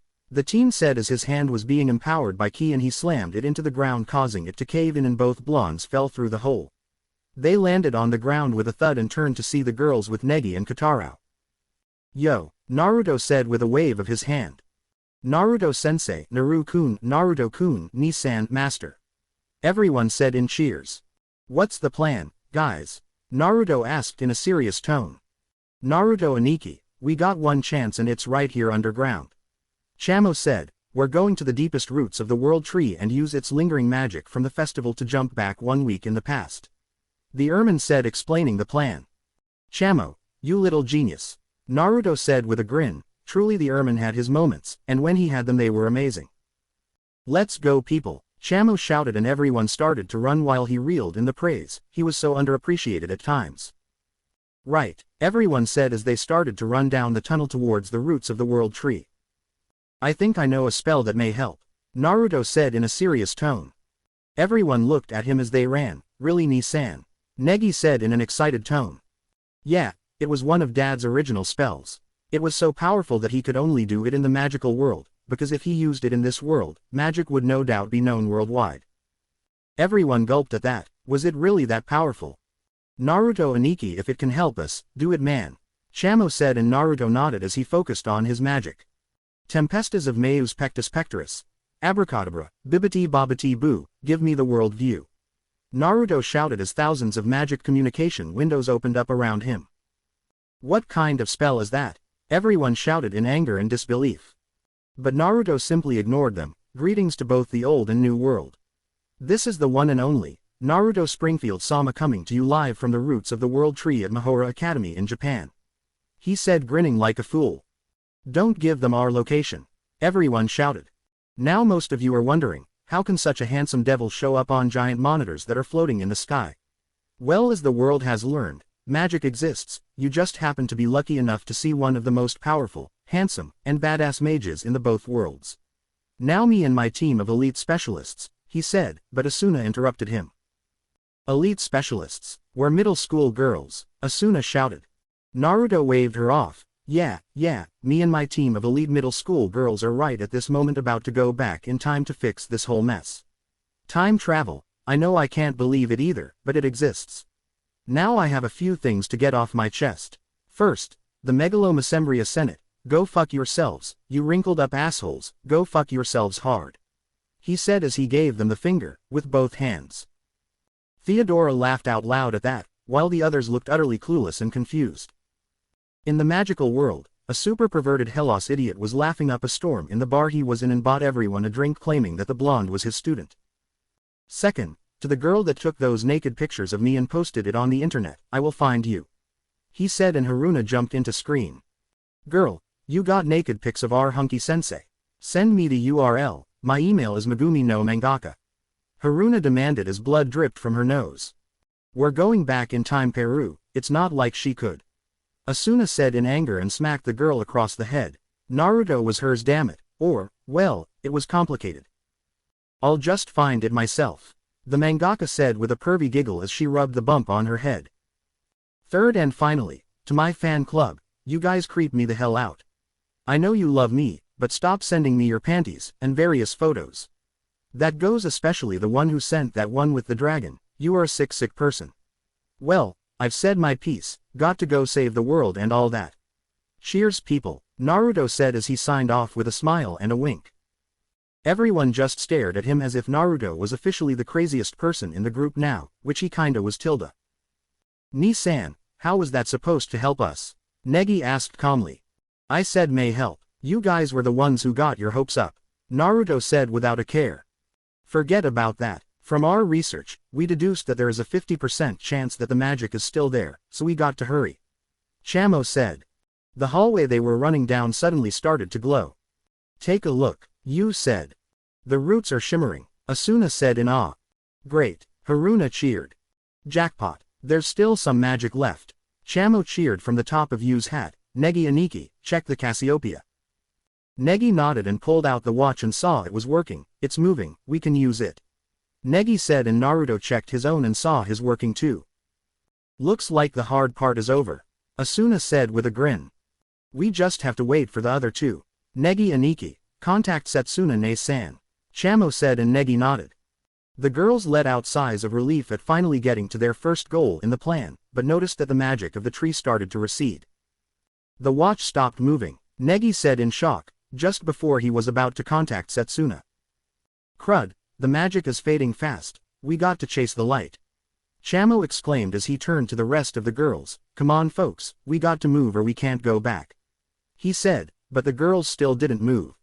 Hey, stop standing around, Chamo yelled in anger at being ignored, then a large claw stepped in their path and a dragon entered the corridor with steam coming out of its nostrils. Negi was about to give the order to retreat, but Naruto stepped forward. Renji, sit, Naruto commanded, and the dragon did as commanded. Good boy tilde, Naruto cooed as he rubbed the dragon's snout. Everyone just gasped at the sight of Naruto treating a dragon as if it was a dog. Do me a favor boy and make sure no one comes down here, and no eating them. Naruto stressed the no eating part. Renji had a habit of doing that. The dragon nodded with a growl and flew down the hallway. Naruto turned to everyone and raised an eyebrow. Come on people, we got stuff to do. He said as he started to run, and everyone shook out of their stupor and followed him. Okay, we're almost there. Naruto shouted as he pulled out his Setsuna Pactio card. I'm summoning Set-chan. He said as he activated the magic circle, and Setsuna landed next to Naruto and smiled at him. Nice timing, Naruto-kun, she said as they made it to the giant chamber that held the very core of the world tree. Wah, Asuna said, this place is huge. No time to admire Asuna ne, Kotarou said as he continued to run to the center of the room with the others. Negi Aniki, the Cassiopeia. Chamo said. It's good to go, Negi shouted. Alright, hit the button and let's go, Haruna said. But Kaide-san, Negi said. Here, Kaide said as she landed next to them. Perfect timing, Kaide-chan. Naruto said, everyone grab onto Negi. He ordered. Roger. Everyone formed a circle and held each other. Return to the past, now, Negi exclaimed as he pushed the button. 03rd day of the festival 0. Everyone opened their eyes to see that they were airborne. Negi, location, location, location. Naruto shouted as everyone started to scream while they plummeted to the ground. Naruto pumped his magic into his hand and casted a cushioning spell as they all landed on a roof safely. We're alive, Haruna shouted. I thought I was going to pee myself. Kanoka confessed, while you looked embarrassed about that. Chisame rushed to the railing on the roof and pointed, look, the parade. She shouted as she looked at the floats passing by. Yeah, you're right, we made it. We're back. Yay. We traveled over a week back in time, you concluded. Feels about right, Naruto commented. All right, time to prepare our counter-attack, Haruna said with a grin. Setsuna turned around and gasped, Negi-sensei. She shouted as she rushed to the collapsed boy. Sensei, the girls shouted. Crap, Naruto muttered as he rushed to his brother's side and held him. 0 Mahora Library 0. I don't think anyone will come here. All library-related events are happening on Library Island, Nodoka said as she locked the door. How's Sensei? She asked. No worries Nodoka-chan, the brat here used up all his magic for the extended jump. Give him a few hours and he'll be as right as rain. Naruto said as he examined the notes Negi had gotten from the magical teachers from the future with Chamo. I'm sorry, this is such an important time, Negi muttered. Kota rolled his eyes. Oi Negi, relax would ya? Just rest up and we'll handle the rest for now, the Hanyu said as he playfully bopped Negi on the head. Negi gave a tired laugh as Asuna put a blanket over him. Yeah, I mean Chao isn't doing anything till the afternoon, so we got time right. We'll been fine, Asuna commented with an encouraging wink. You did us a favor, Negi Aniki. I was planning a bunch of short jumps, but you saved us time with this long one instead. Chamo said on top of Yu's hat and jumped on to the desk where everyone was huddled around. All right gals and guys, time to come up with a strategy against Chao, the Ermine said as he pumped his paw. Yeah Tilda, everyone cheered. Now let's give our leader the floor, Chamo said as everyone turned to Naruto. Naruto coughed in his hand. All right team, this is what we got. From the info Negi got from the magical teachers, at 7 p.m. Chao took over 6 magical hotspots with a robot army of 2,506 gigantic tanks. Next, she creates a large magical circle with a diameter of 3 kilometers. He said. Her plan is to do a forced recognition spell on the entire world using the magical circle. Chamo shouted. 2,500 robots, Asuna muttered with an owlish expression. That's a lot, Setsuna said with the same expression. Meh, that's peanuts compared to some of the stuff I've done and what Alba will be doing, so I guess this is a good prep job. Naruto stated with a shrug. Everyone's heads, except Theo, whipped around to face Naruto in jaw-dropping shock. Naru-kun, Asuna shouted with her hands in the air, her pigtails following. What kind of things are you even planning for us to do? She shouted. PR prep job, Setsuna muttered. Fighting an army of 2,500 is a prep job. Awesome, Katarao shouted as he pumped his fists in the air. Naruto waved them off. You guys should be happy like the pup here. Trust me, it is so awesome to do. A bit of Asuna's mind broke at that. Why was she in love with a battle maniac again? And that's only the defensive part of the operation, Naruto added with a big smile. Even with a nuke like Naruto Aniki, we're seriously outnumbered. We need a major plan of attack, Chamo said as he rubbed his chin and turned to Yuiki. He said, pointing to her. Yu nodded. Gotcha, she said as she pulled out her artifact. This large-scale spell that will affect the entire world can't be casted without an enormous magic circle. In order for the spell to be activated, the spellcaster would need 10 minutes for the complex ritual, plus the incantation. Yu said from reading her book. In addition, this large magical spell would require the caster to be in a wide open space without a ceiling or other physical obstacles in order to perform the ritual. She finished. With Chao no doubt being the caster, she needs a wide open area.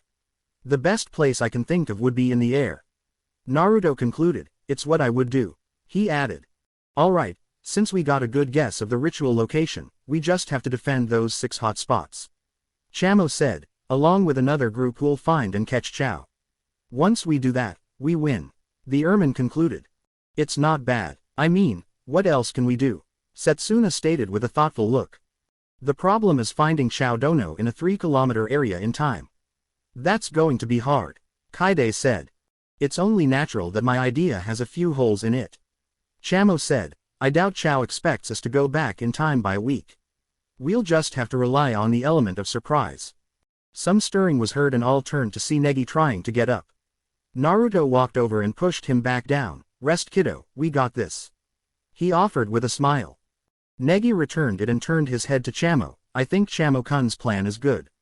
But I don't think that'll be enough. Negi said with labored breath. Naruto raised an eyebrow. Oh. And what has your noggin thought up, little bro? He asked with interest. What? Everyone shouted in shock, except Naruto, who was grinning like a loon after hearing Negi's plan. Once again, little bro, you prove your dad's kid more and more is only a moron like him could have pulled this out of his head. I like it. The older Springfield said with a thumbs up. Are you serious, Aniki? Chamo questioned.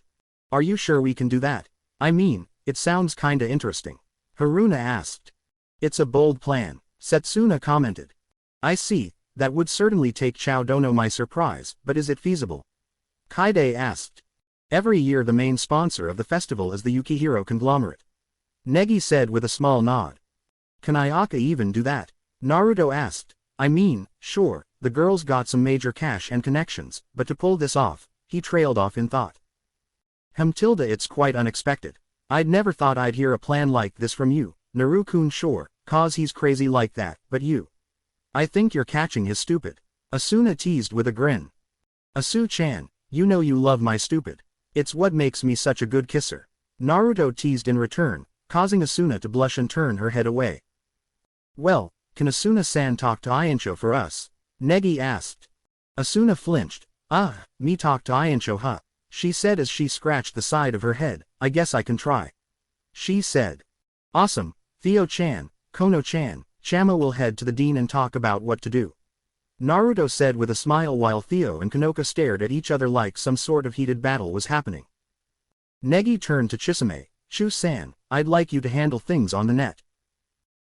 Fine, I'll do it, Chisame said with a huff and crossed her arms. While we're on the subject, how about you and Negi Aniki, yano? Chamo suggested. Wah, Chisame said turning to the Ermine. I'm sure you'd get a nice net-related artifact, he. Chamo said. Shut up you vermin, Chisame growled. Alright, Alba head out. Naruto ordered and everyone assigned to do something left. Wait, Naru-kun, what are you doing? Asuna asked with a question mark over her head. He. Naruto laughed lightly with a grin. Why, it's quite simple my fair Asu-chan.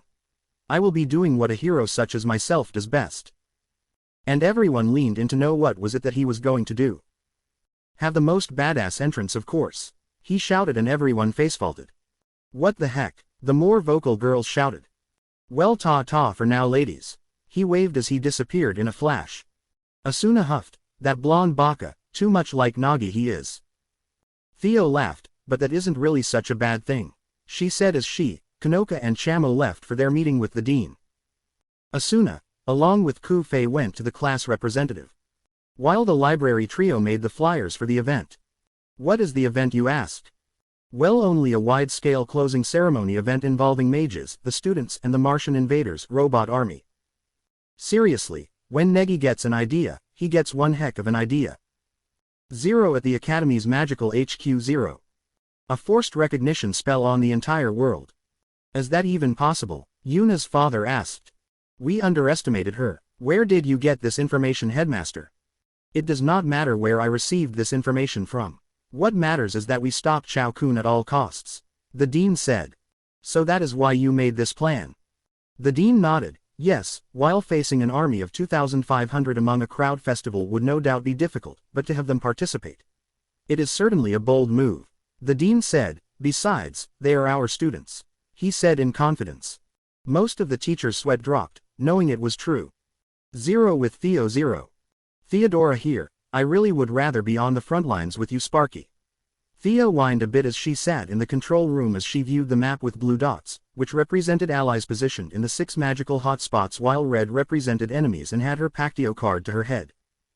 Theo-chan, even though I'm awesome in almost every single way possible. Naruto said modestly while Theo snorted in amusement, you still hand me my ass in tactics. You're the best for this job. I mean, you've controlled an army or two. He said like it was nothing. Sparky, I own an army or two and yeah I have, but with trained soldiers, not kids. Theo said as she crossed her arms in the large chair she was given demanded. Theo, I'll give you a full body massage if you do this. Naruto offered. Theo raised an eyebrow, with scented oil. Naruto nodded, with scented oil. Edible scented oil, Theo asked further. Yes, with edible scented oil, oh you are just a vixen. Naruto said as he bit his fist and let out a playful growl while Theo merely smirked, not that he could see it, but he could definitely feel it.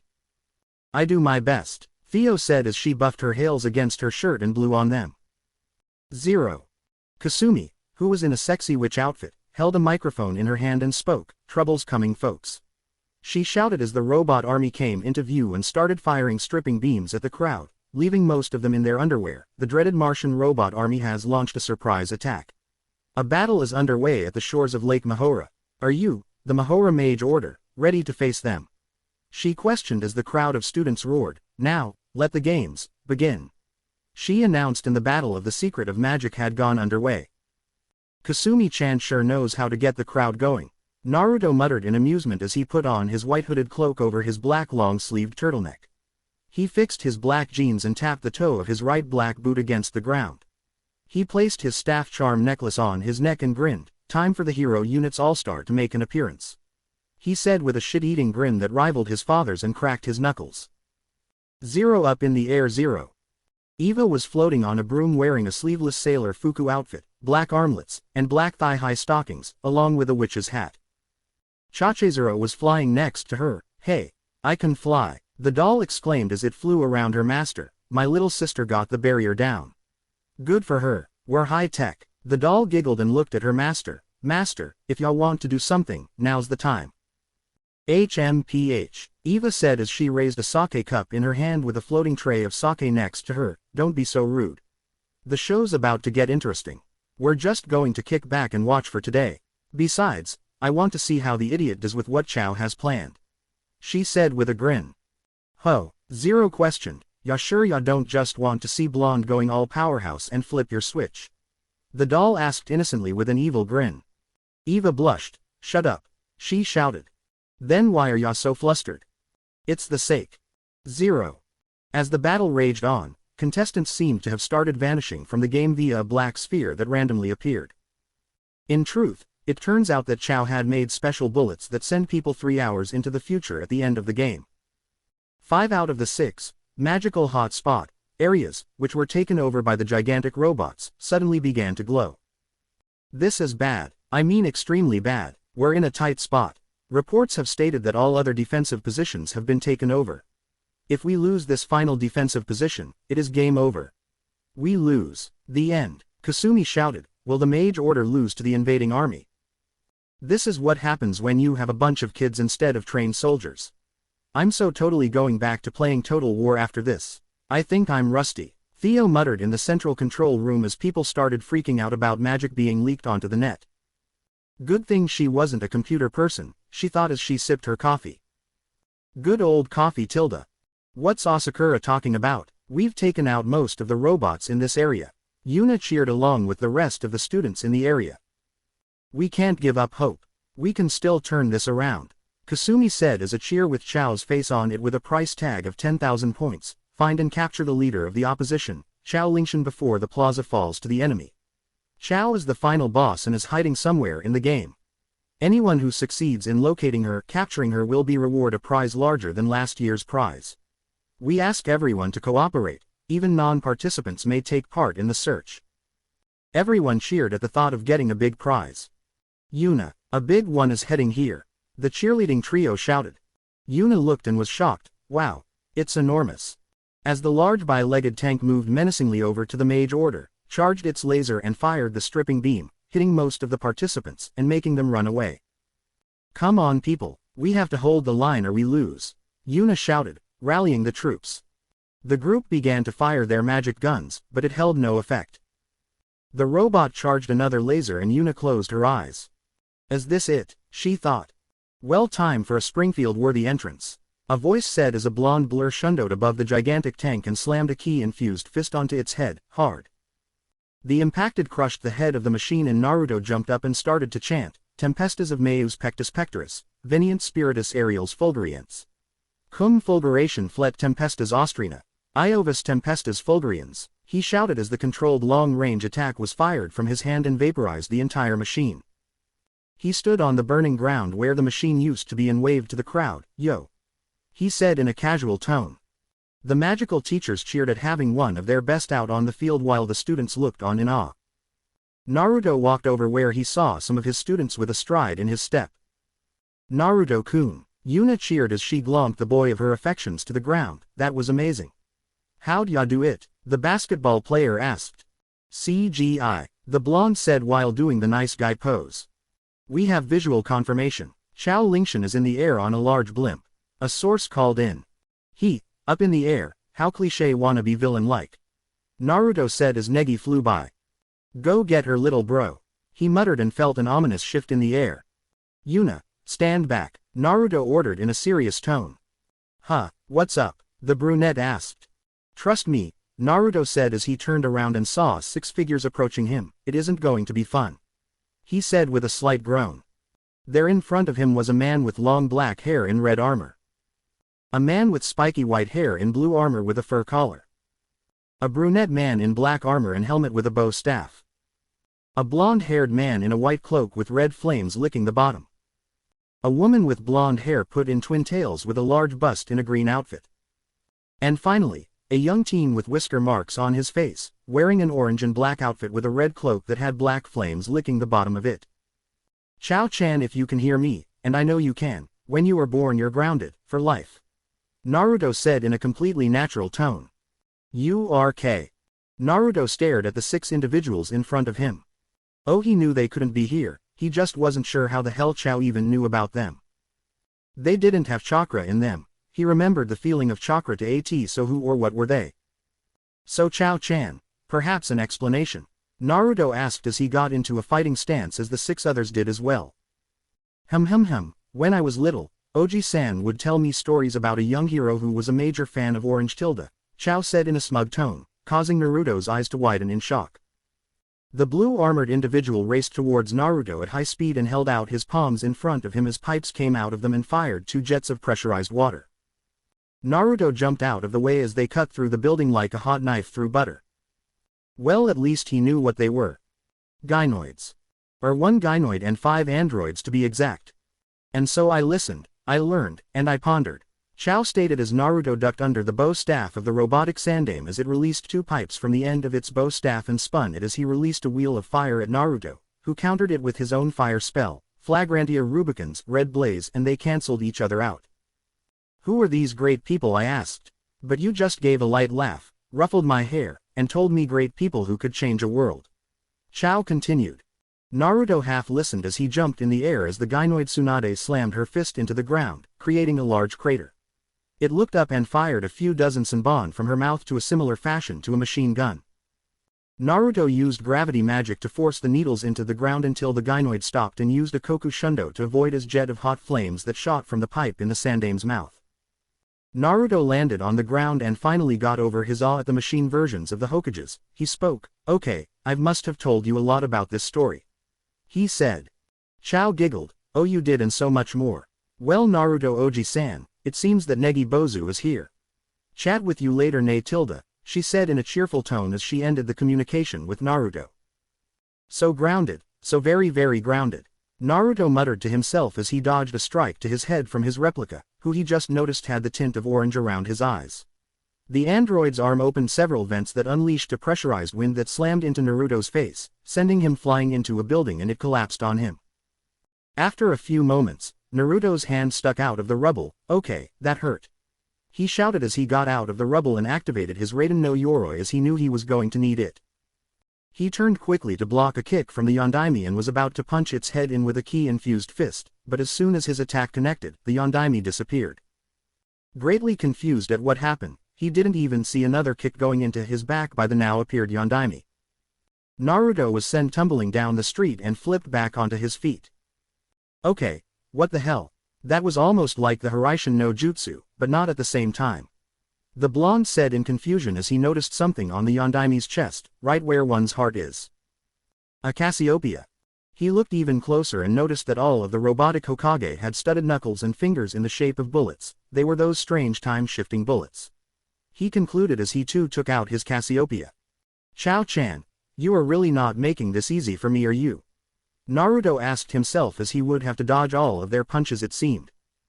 The Shadaime jumped into the air and reached for his back as he pulled out two Fuma Shuriken and unfolded them as he threw them at Naruto.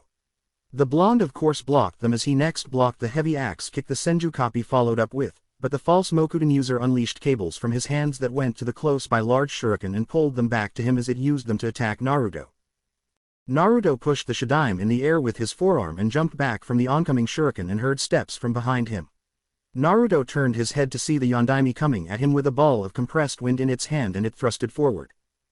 Naruto hardened his back with as much ki as possible as he couldn't get a barrier up in time to block the attack and was sent flying forward. He saw his copy in front of him doing the same as his replica father and Naruto used another Koku Shundo to avoid the fake Rasengan as he vented some steam from his arms, a recharge perhaps. Son of A, these guys and girl are relentless. They cover each so well. But he did learn something so far. Each had strengths that played to their styles, but also weakness since they were machines and couldn't fully copy the real ones. The Shadaime seemed to use weaponry with those cables, as Naruto realized that without magic, the machine couldn't use wood magic to make itself a better copy and used his famed ability of weaponry as his main skill. At least that was what Naruto assumed if that large bastard sword that just came from its back was anything to go by. It was fast and powerful, no doubt the prototype of this ring of copies. Naruto would have to see more to discover its weaknesses, but the blonde would guess that powerful long range was what this unit didn't have like the real one would. Oh, how happy he was that this wasn't the real one. The Nadaime was fast and his water jets were powerful, but that was all he had going for him. The Sandaime had a balance of power and speed along with amazing skill with a bow staff and those fire pipes, but he would run out of gas to use the fire soon, leaving him open to a distant bombardment. The Yondaime was fast and had that bastardized version of the Hiraishin no Jutsu, but he lacked power if his kick was anything to go by along with no long-range attacks. The Godaime had raw power and those Senbon launchers, which he concluded were no doubt poisoned, but lacked speed and harder-hitting range attacks. The Rokudaime had a balance of speed and power, along with bastardized Kawazu Kumite, Frog Kata, and a fake Rasengan, but seemed to have to store the wind and pressurize it again if Naruto's guess was correct, so it had a lag in its power usage. Play. Rising Dragon by Flow. But enough analyzing. It was time for his counter-attack.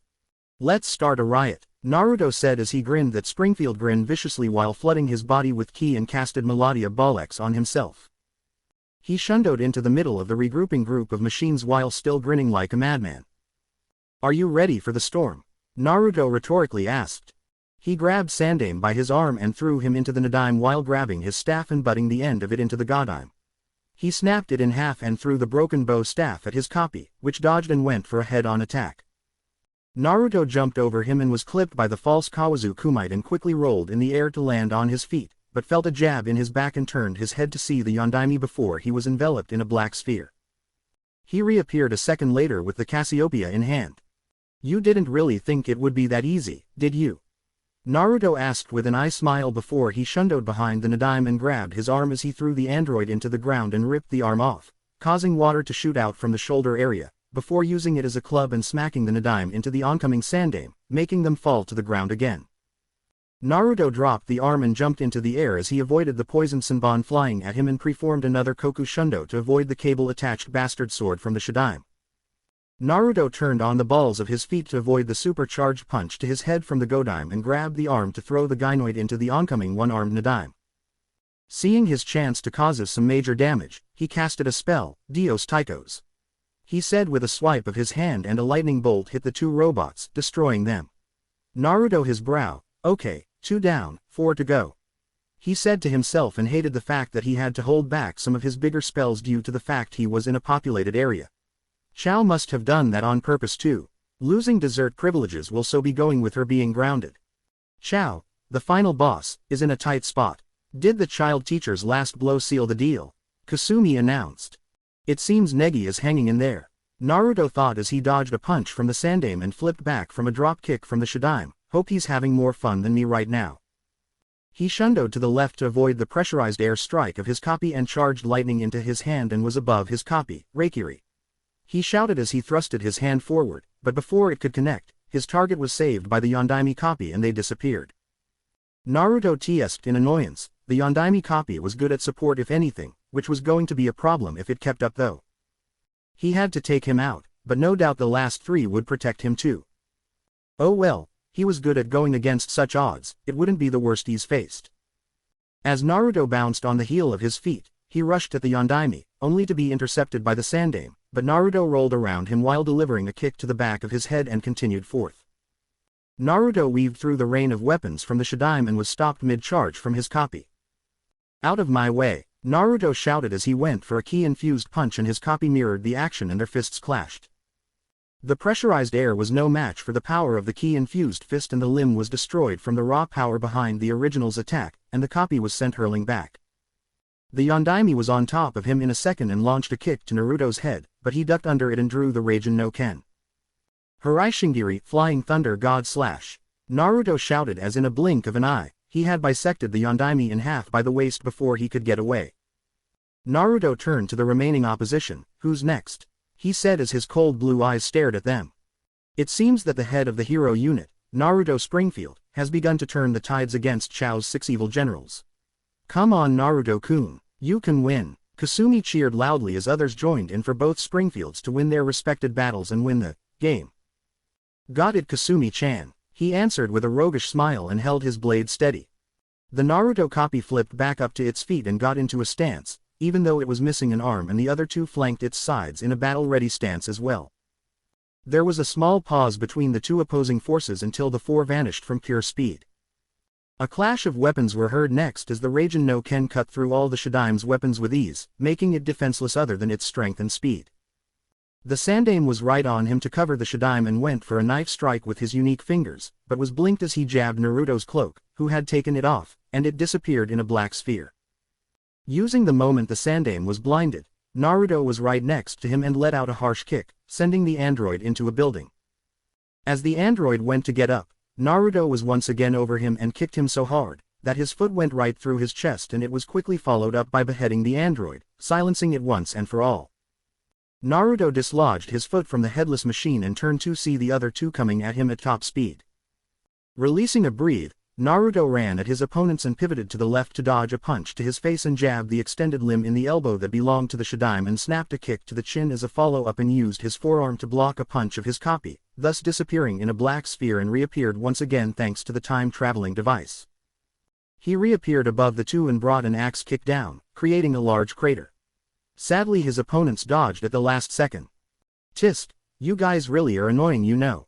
Is it not enough I have to destroy such a handsome android? Naruto asked, pointing to his copy and sighed, you make me weep Chao-chan, to make such an awesome android only for me to destroy, you are so evil. He said as he prepared to end the fight soon, it was getting a bit out of hand by now.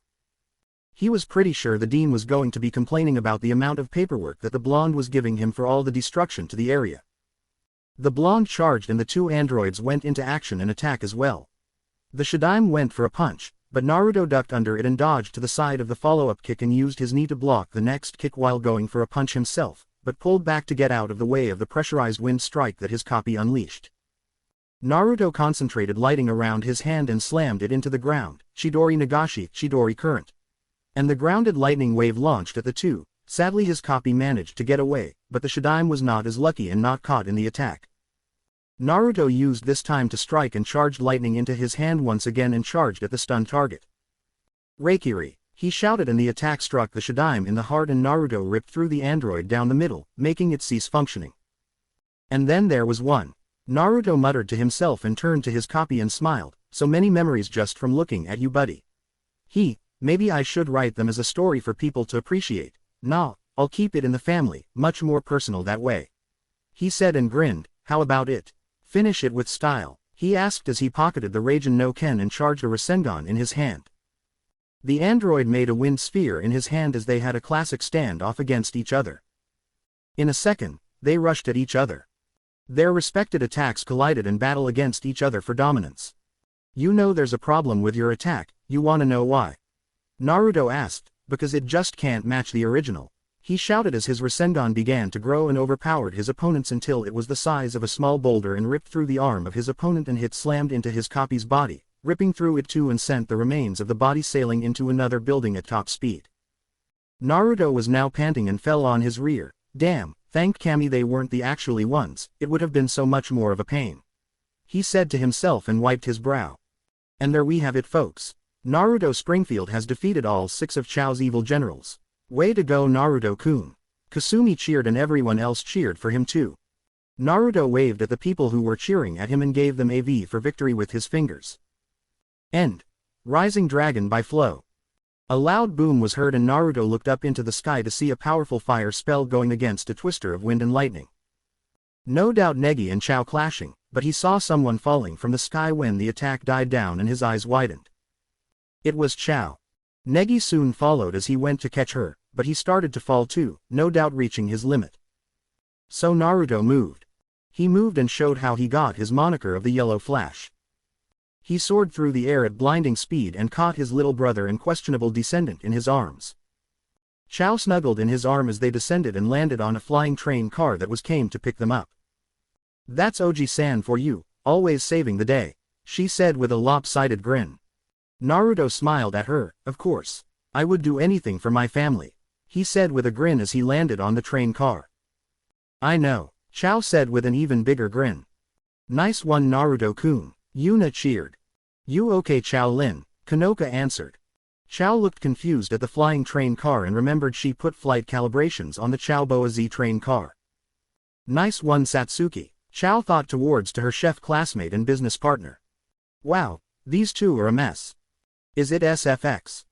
No worries, with one wave of this fan and presto tilde. All fixed tilde.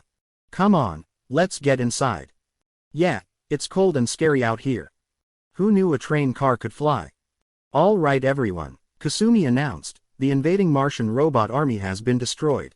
The giant robots are disappearing, thanks to your hard work. The child teacher has emerged victorious in the battle against the evil final boss. This means, we, the Mahora Mage Order, have achieved total victory. She finished as everyone cheered and fireworks went off in the background. 0 with our group 0.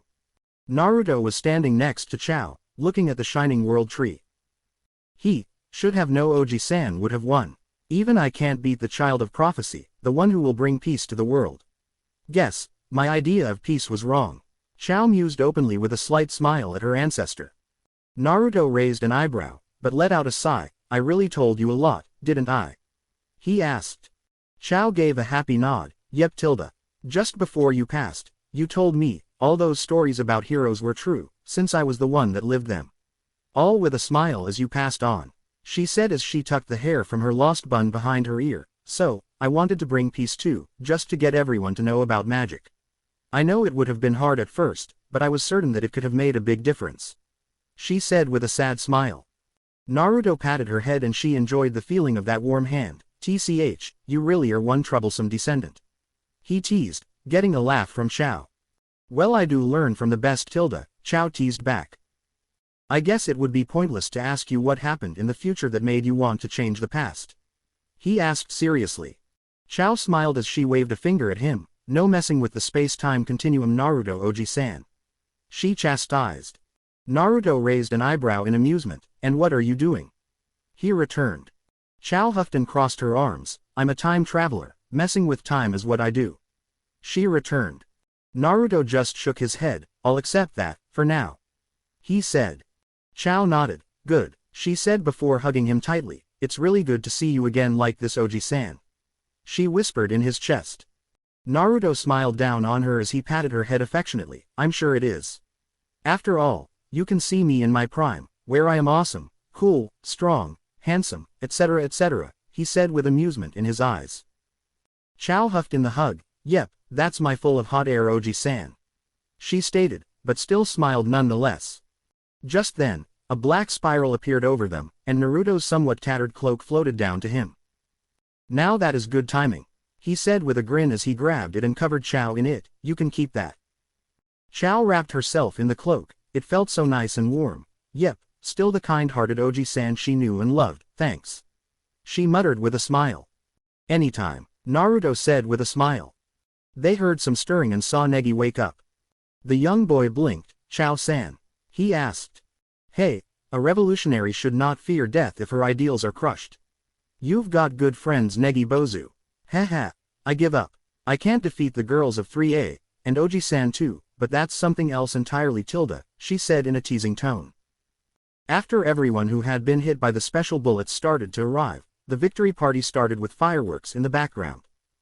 With good cheer, food coupons, and laughter filling the air, the atmosphere was infectious to everyone as all were smiling.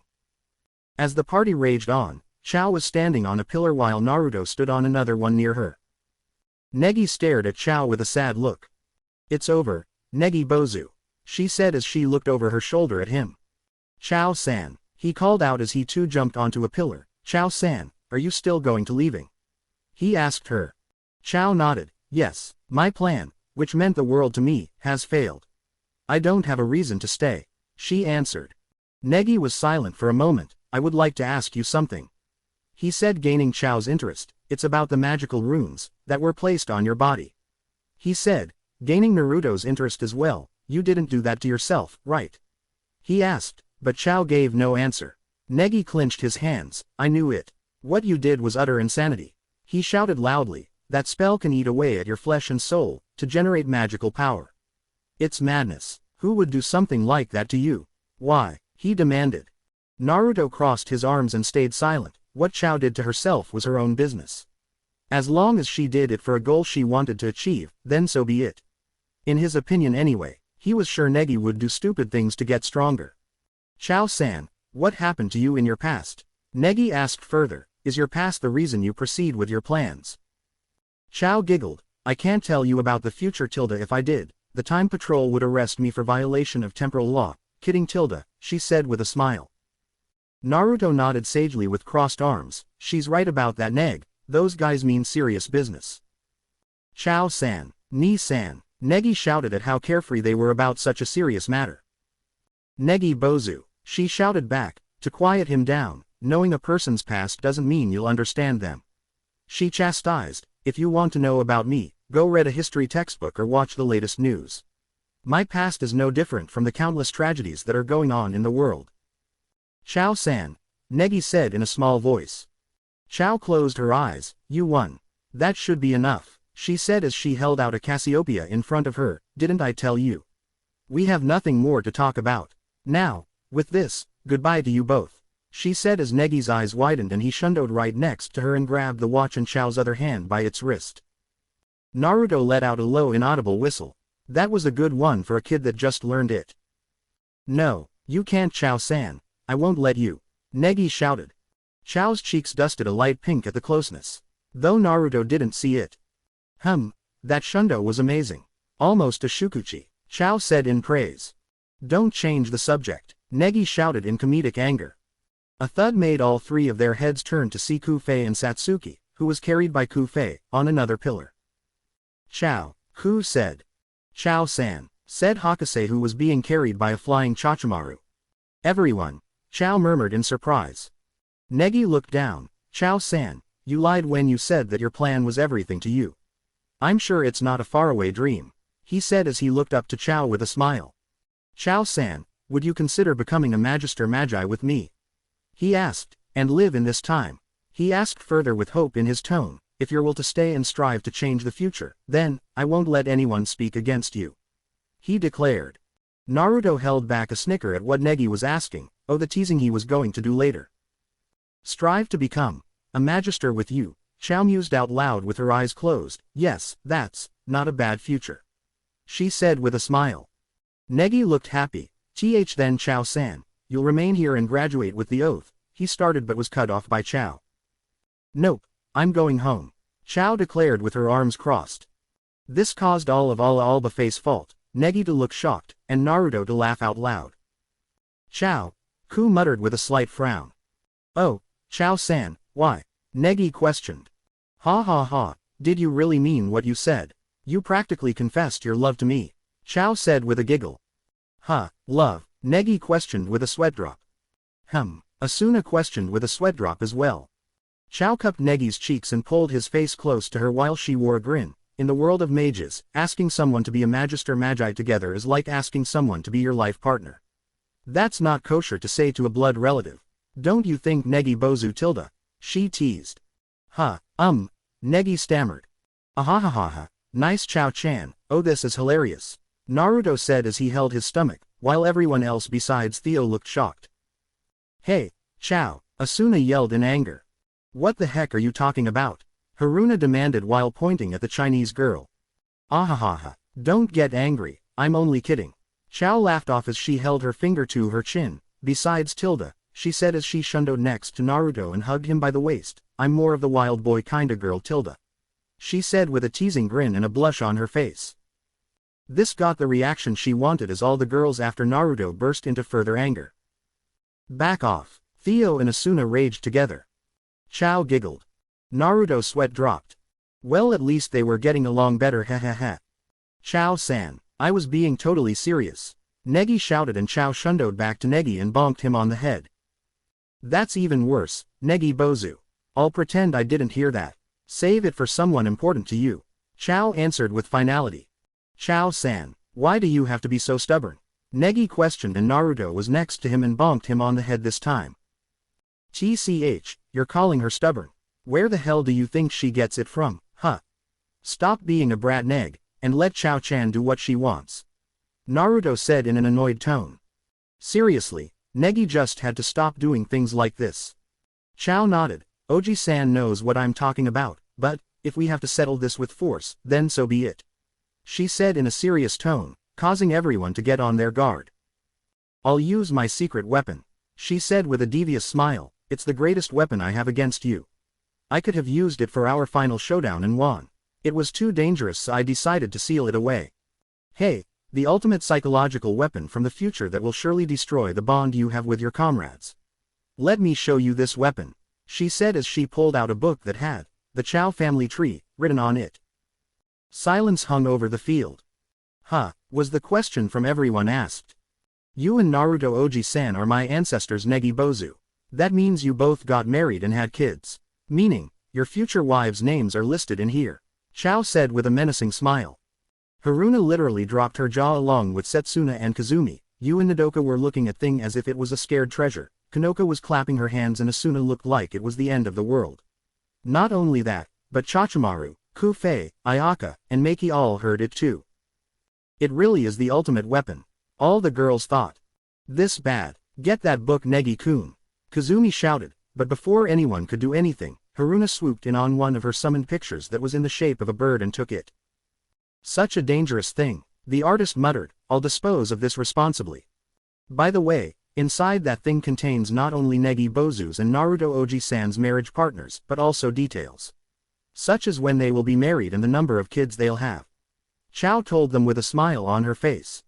Everyone present at the moment was trembling from anxiety. And so, the battle of the book took place, leading to the total defeat of the Ala Alba party in approximately 57 seconds. I think I'd better get going, Chow said to her ancestors. Chow-san, do you really? Negi started up again, but Naruto bonked him on the head. Neg, just stop, seriously, just stop, the blonde said with a deadpan expression. He, Chow giggled, yes Negi Bozu, listen to Oji-san. He knows what he's talking about. But this was a wonderful farewell, she admitted. Negi reluctantly nodded, as he really didn't want his brother to hit him on the head again. Besides, she trailed off with a smile towards the two, I've achieved my wish. Negi said and Naruto blinked as well. What do you mean by that? Negi questioned. My plan failed, but I'm still alive. Therefore, I must return to my own battlefield.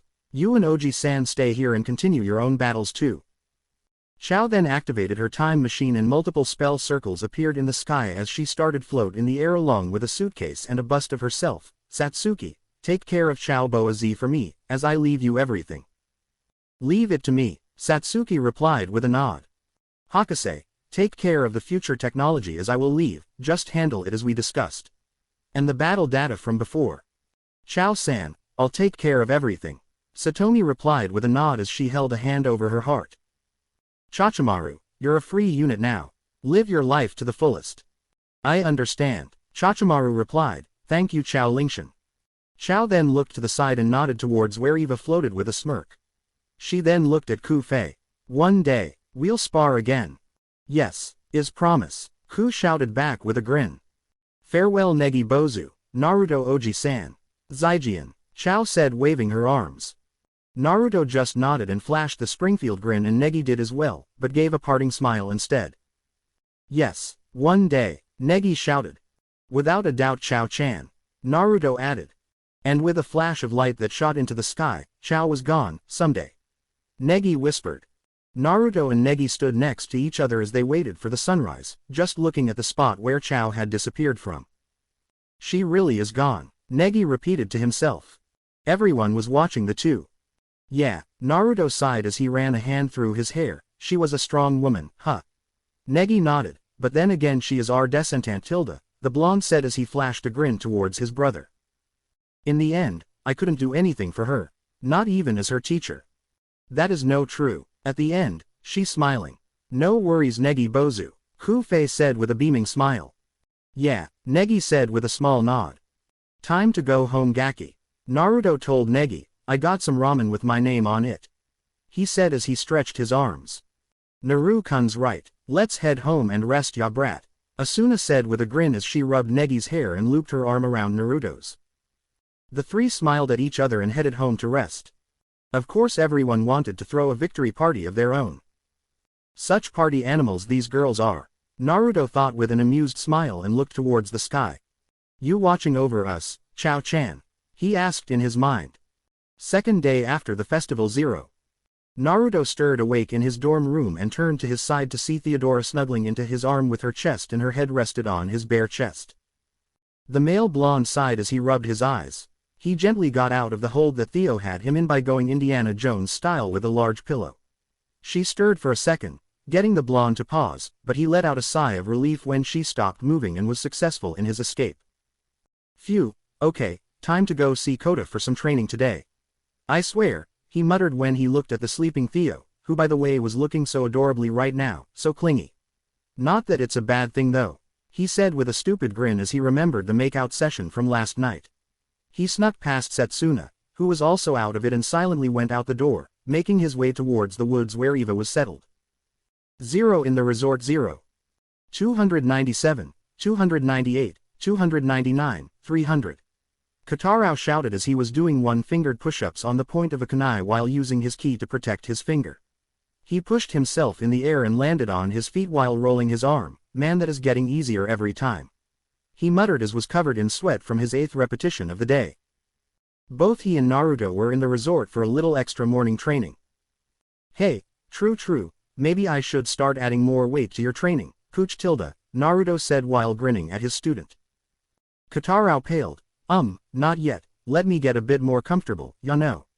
He said in a panicking voice while waving his hand in front of his face. Naruto's grin turned darker. Who says I want ya comfortable Kota? He asked as the evil just rolled off of him. I could always start throwing stuff at you to make you evade as you do them. Maybe I could ask Chibi-chan, she knows good tortu I mean, training, yeah. Kota left off an awkward chuckle as he put his arms behind his head. Nah, she's busy with Negi, you wanna show her up right. Ya don't wanna go begging for advice, right? The Hanyu tried reasoning.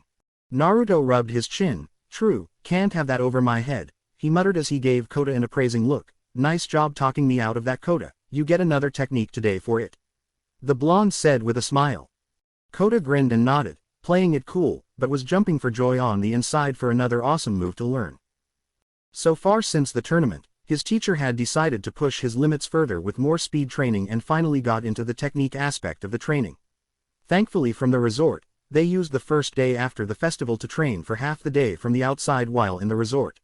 While all the physical conditioning and fighting style was good to set his foundation further than Negi's without a magical stat boost, the moves that gave him a bigger edge just got him hyped up to 11. The first move he was taught was known as Sugar Passing Fang. It was a piercing attack that user spins at a ferocious speed in a drill-like fashion and delivers many powerful beast-like attacks when contact is made with the target. Next was the Tenga Rotating Fang. The user enrolls at a ferocious speed in a buzzsaw-like shape, and deliver many powerful beast-like attacks when contact is made with the target. Frankly, he loved them. It just felt right to him using these moves. He had of course not mastered these moves yet, but they were battle-ready. Plus he used his ki to make them even stronger. Okay, now, I want you to use some of your ki. Naruto said as he clapped his hands in glee. Kota said with a flat look, clearly not understanding why his master was so happy. Naruto looked at Kota and sighed, listen, you're going to do this. He said as he pulled out a water balloon from his hammerspace. Basically, all your ki training has come down to this. You are going to pop this balloon with just your ki, like so. He said as the water balloon started to bubble and popped, the key in this is rotation. He said while taking out another water balloon. Peef, doesn't look that hard. Kotarou said as he took the water balloon and started to manipulate his ki in the water inside. The balloon flattened into a disc shape. Say what? The Hanyu muttered in confusion. Rotation Kota, and that is all the advice you are getting. Naruto said with a grin, wondering how fast Kotarou would get it. Now, save your balloon for later on since we got to go get ready. The blonde said while clapping his hands, and Kotarou nodded. They started to head out and pasted the pawns in the resort. Naruto shoved Kotarou into the drink. Kota screamed as he fell in and resurfaced a few seconds later. Gah. What the hell, mast? He started, but a bar of soap shot into his mouth. Gah. Clean up, you smell terrible. Naruto shouted with a smile on his face. We got to go to the perverted eggplant's tea party. So no smelling like a wet dog, Tilda, he teased. Blah, he shouted as he wiped the soap off his tongue with his hand and glared at his teacher. One of these days, I swear, just one of these days. Kota shouted as he took off his clothes in the water and started to clean himself, but stopped. Hey wait. Isn't this a pond? He asked his teacher with a questioning look. Naruto grinned. Yeah, so you might want to hurry up since Eva might come any second. Also you might want to run to your room for some dry clothes when you're done. See ya. Naruto said in a cheerful tune as he started to whistle happily while he headed towards the teleporter. One day, Kota shouted in the background, I swear it. It's nice to have dreams. Naruto shouted back in glee. Man, life was good. 0. Come on pup, don't want the eggplant to eat all the cookies. Naruto said while he wore his long black turtleneck, black jeans, his staff necklace, and his boots, as the two trekked underground. Yeah, take a chill pill master. Kota said as he wore his usual school uniform outfit with his hands behind his head. They stood in front of a tall door and a large dragon came down. Whoa, giant lizard again, Kota said in surprise at seeing the big thing again. Renji let out a steamy grunt at begin called a giant lizard. Naruto rolled his eyes and patted the dragon's snout. Hey big guy, coming through. The blonde said as he walked past the dragon with Kota hot on his heels, but not before he gave the dragon the, I got my eye on you, hand gesture, which strangely the dragon returned. The so-called lair that Alberio lived in was a few stone towers with glass domes on the top of them as they were connected by steel bridges that hovered in the air while they were underground. Kota let out a whistle. Nice digs. He commented while looking around. Yeah, but don't tell him that. His ego barely fits in here as is. Naruto stated in a whisper, as if he was telling a really big secret. Kota nodded with a snicker. Now Naruto-kun, that isn't very nice to say Tilda, Alberio said as he walked down the stairs and then walked up with them as he patted Naruto on the back in greeting. IDK Uncle Al, IDK. The blonde answered, and as soon as he made it to the top of the stairs, a teacup was thrown at his head. Luckily he caught it, thanks Theo-chan. He said as he spun the cup by the handle with his finger. He made it to the table and started to pour himself a cup from the pot. Theo, who was in her white sundress, pouted at him. I wake up with a pillow in my arms and not by body warmer Sparky, how am I supposed to feel? The princess asked. Eva snorted, you should handcuff him to you at night, make it a bit kinky Tilda, the vamp said with an evil giggle. Kota made a gagged face, mine are here, I still have some innocence in me here. The Hanyu pointed out as he sat down at the large table with all kinds of goodies on it. Eva looked shocked at him, with the idiot as a teacher. This is my shocked face. Naruto rolled his eyes, love you too you tiny terror. he muttered as he drank his tea and munched on a sugar cookie. Alberio stayed standing and looked towards the entrance. Oh, it seems the others are here as well. Good, he said with a nod to himself as he started to head back to the stairs to no doubt greet his guests in person like the social butterfly he was. Please note the heavy amount of sarcasm at that last part. Negi, Asuna, Kanoka, and Setsuna arrived at the top of the stairs as they looked around in awe. Alberio put his hands in his sleeves. Welcome to my tea party. We've been waiting for you, he said with a soft smile. About time you showed up, Eva said with a smirk. That's what you get for partying all night at the Korean barbecue, you guys reek of garlic, she said while taking another sip of her drink. Nah, they were just having fun, lay off Eva-chan, Naruto said with a wave of his hand, but the lowly blonde just sniffed at him. The newly arrived group bowed to the host, but Asuna looked surprised at seeing Eva there. Thank you very much for the invitation, Kanoka said as she bowed. Negi looked right at Alberio. Kunal, Alberio-san, he started. Negi-kun, Alberio shouted, startling the newly arrived group. Yes, Negi asked in surprise. Alberio closed his eyes. I thought I told you to call me Kunal Sanders. Ha ha ha, he said with a laugh and a nod to himself. Naruto, Theo, and Eva just looked at the man while imagining a guy with white hair, beard and an equally white suit. Kotarou just ignored it since he had seen weirder from his own teach for a while now. Negi stammered, trying how to follow up from that. Take a chill pill, Neg, he's always like that, Naruto said with a sigh and munching a cookie. HMPH, Eva said while placing her cup down and crossing her arms. What's with that pathetic excuse for a name Al? She asked condescendingly. You adopt that after liking their fried chicken during one of your trips, didn't you? She got no answer. Hey, Al, she said standing up. Alberio Ima, are you listening to me? Hey. Naruto and Theo stifled a laugh. Eva stared at him. Kunal. Al turned around with a bishy sparkle smile. What is it, kitty? Eva launched at him, holding his collar while pushing her feet on his chest. Don't call me that, she demanded. Why, I like it, kitty, Naruto said with a big smile, getting Eva to launch at him and hold him in a chokehold. Shut that snarky mouth, idiot. All right, Naruto shouted in submission in need of air. Don't hold him too long, Eva, or you might kill off those last few brain cells of his, Theo said with a hidden smirk behind her teacup. Everyone sat down at the large table with the impressive spread of food. Delicious, Negi said while sipping some tea. So this is the Red Dragon Well tea, also known as Juku Hong, with a hint of plum blossom. The 10-year-old said, it's fantastic. Negi commented to Alberio with starry eyes. I have many other varieties. I'll give you some to take back, Al commented. Eva, who was sitting in one of the love seats near Naruto and Theo, spoke. So Booya, what did you learn from all this? She asked in an interested tone while leaning forward a bit. Naruto also leaned forward a bit, showing his interest. Negi looked at them and then back to his tea, clearly thinking. A few moments later, he spoke up. I learned where I stand and what I stand for, he said, getting everyone's attention. I should have known this before Chao-san told me. You and Ni-san were right, master. I have to get my hands dirty. I don't think we're so pure to begin with. Eva looks at him and turns to Naruto with a raised eyebrow while a smirk plays across her face. Naruto nodded and turned to Negi with a proud smile. Theo was looking at Negi with a bit of respect on her face. It almost sounded like Arika was here instead on Negi to her, since the mother of the Springfields was deep like that. Hey, that Chao Lingshan proved to be a good lesson, Eva said, taking another sip of her tea. It's not easy teaching that, to a naive and sheltered, yet straightforward and talented, young man like you, she said as she started to laugh darkly. Naruto's sweat dropped. Hello evil mode Eva-chan, he said in a bland tone. As Eva had indeed entered said mode.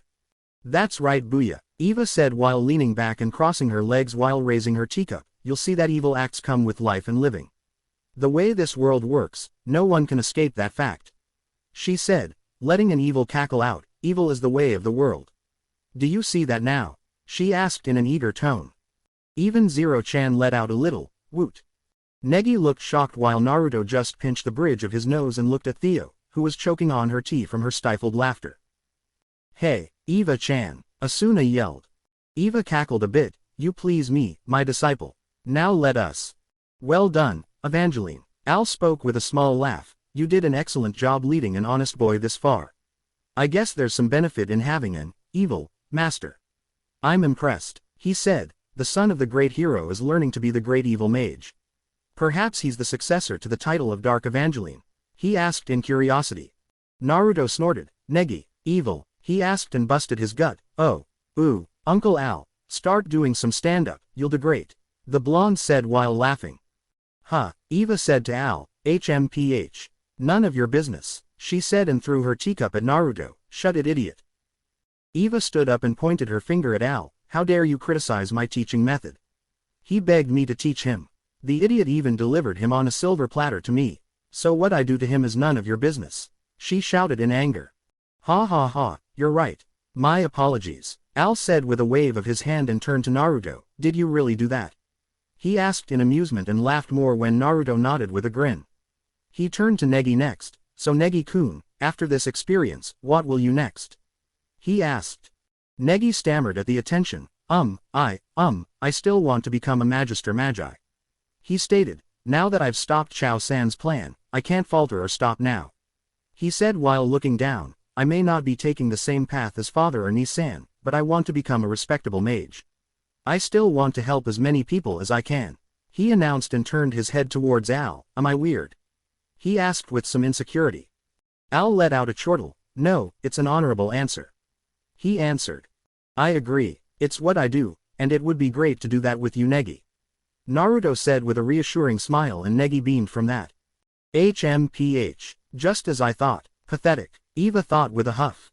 Well then, if that is how you feel, you should become my disciple, Negi-kun. Al said, causing Eva to do a spit take. Naruto blinked at that while rubbing his chin. That does sound interesting. He stated aloud. Huh, your disciple? Negi asked in surprise. Yes, Al answered.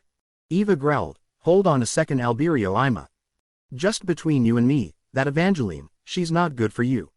If you study under her for too long you'll be wasting your life. Huh, what did you say, Al? Eva roared. Naruto smiled. Tea in a show.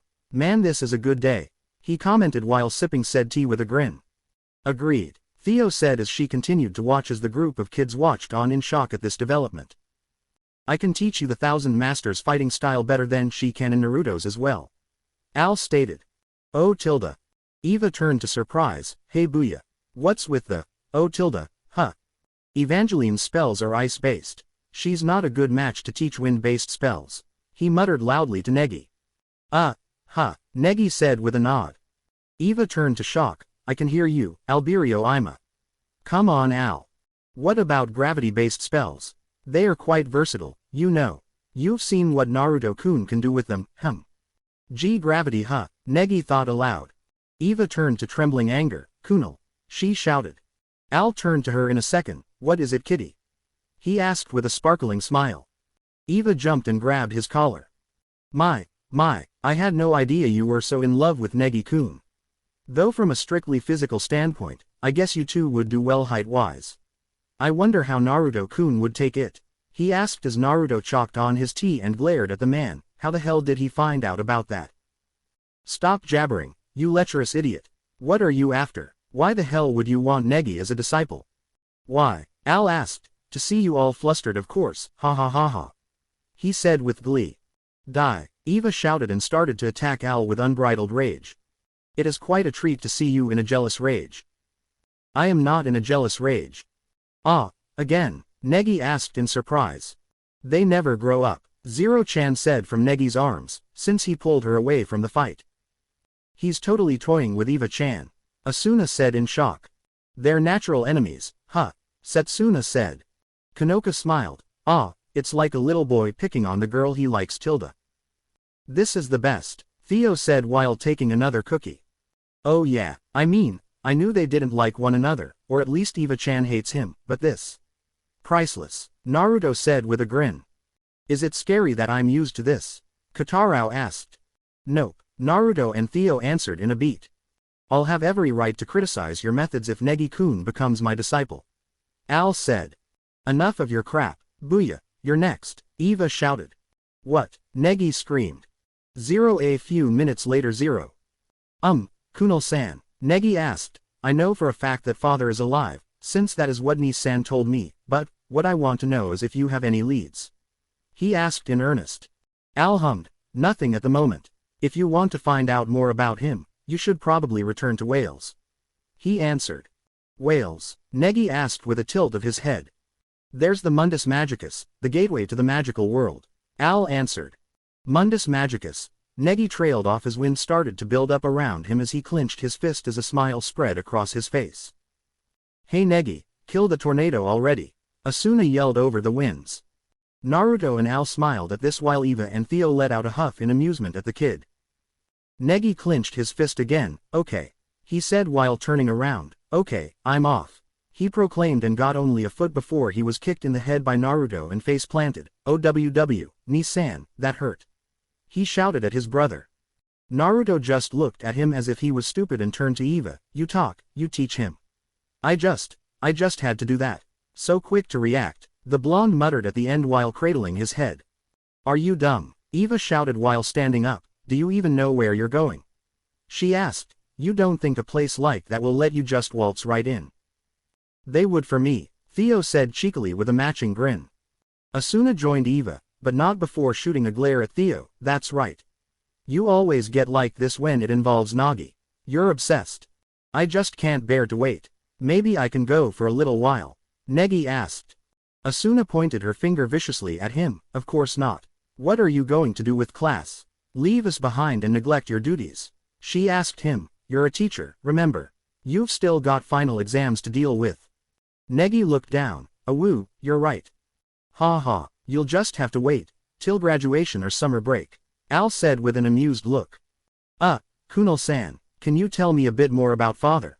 Ni-san only tells me about embarrassing things. I want to know about his cool side please. He asked to the white mage. Naruto laughed. Come on, you laughed at those so hard Negi. I got a few more tilde, he asked with a teasing grin. Al rubbed his chin. Well I could. Naruto-kun would just embarrass him further if it was up to him.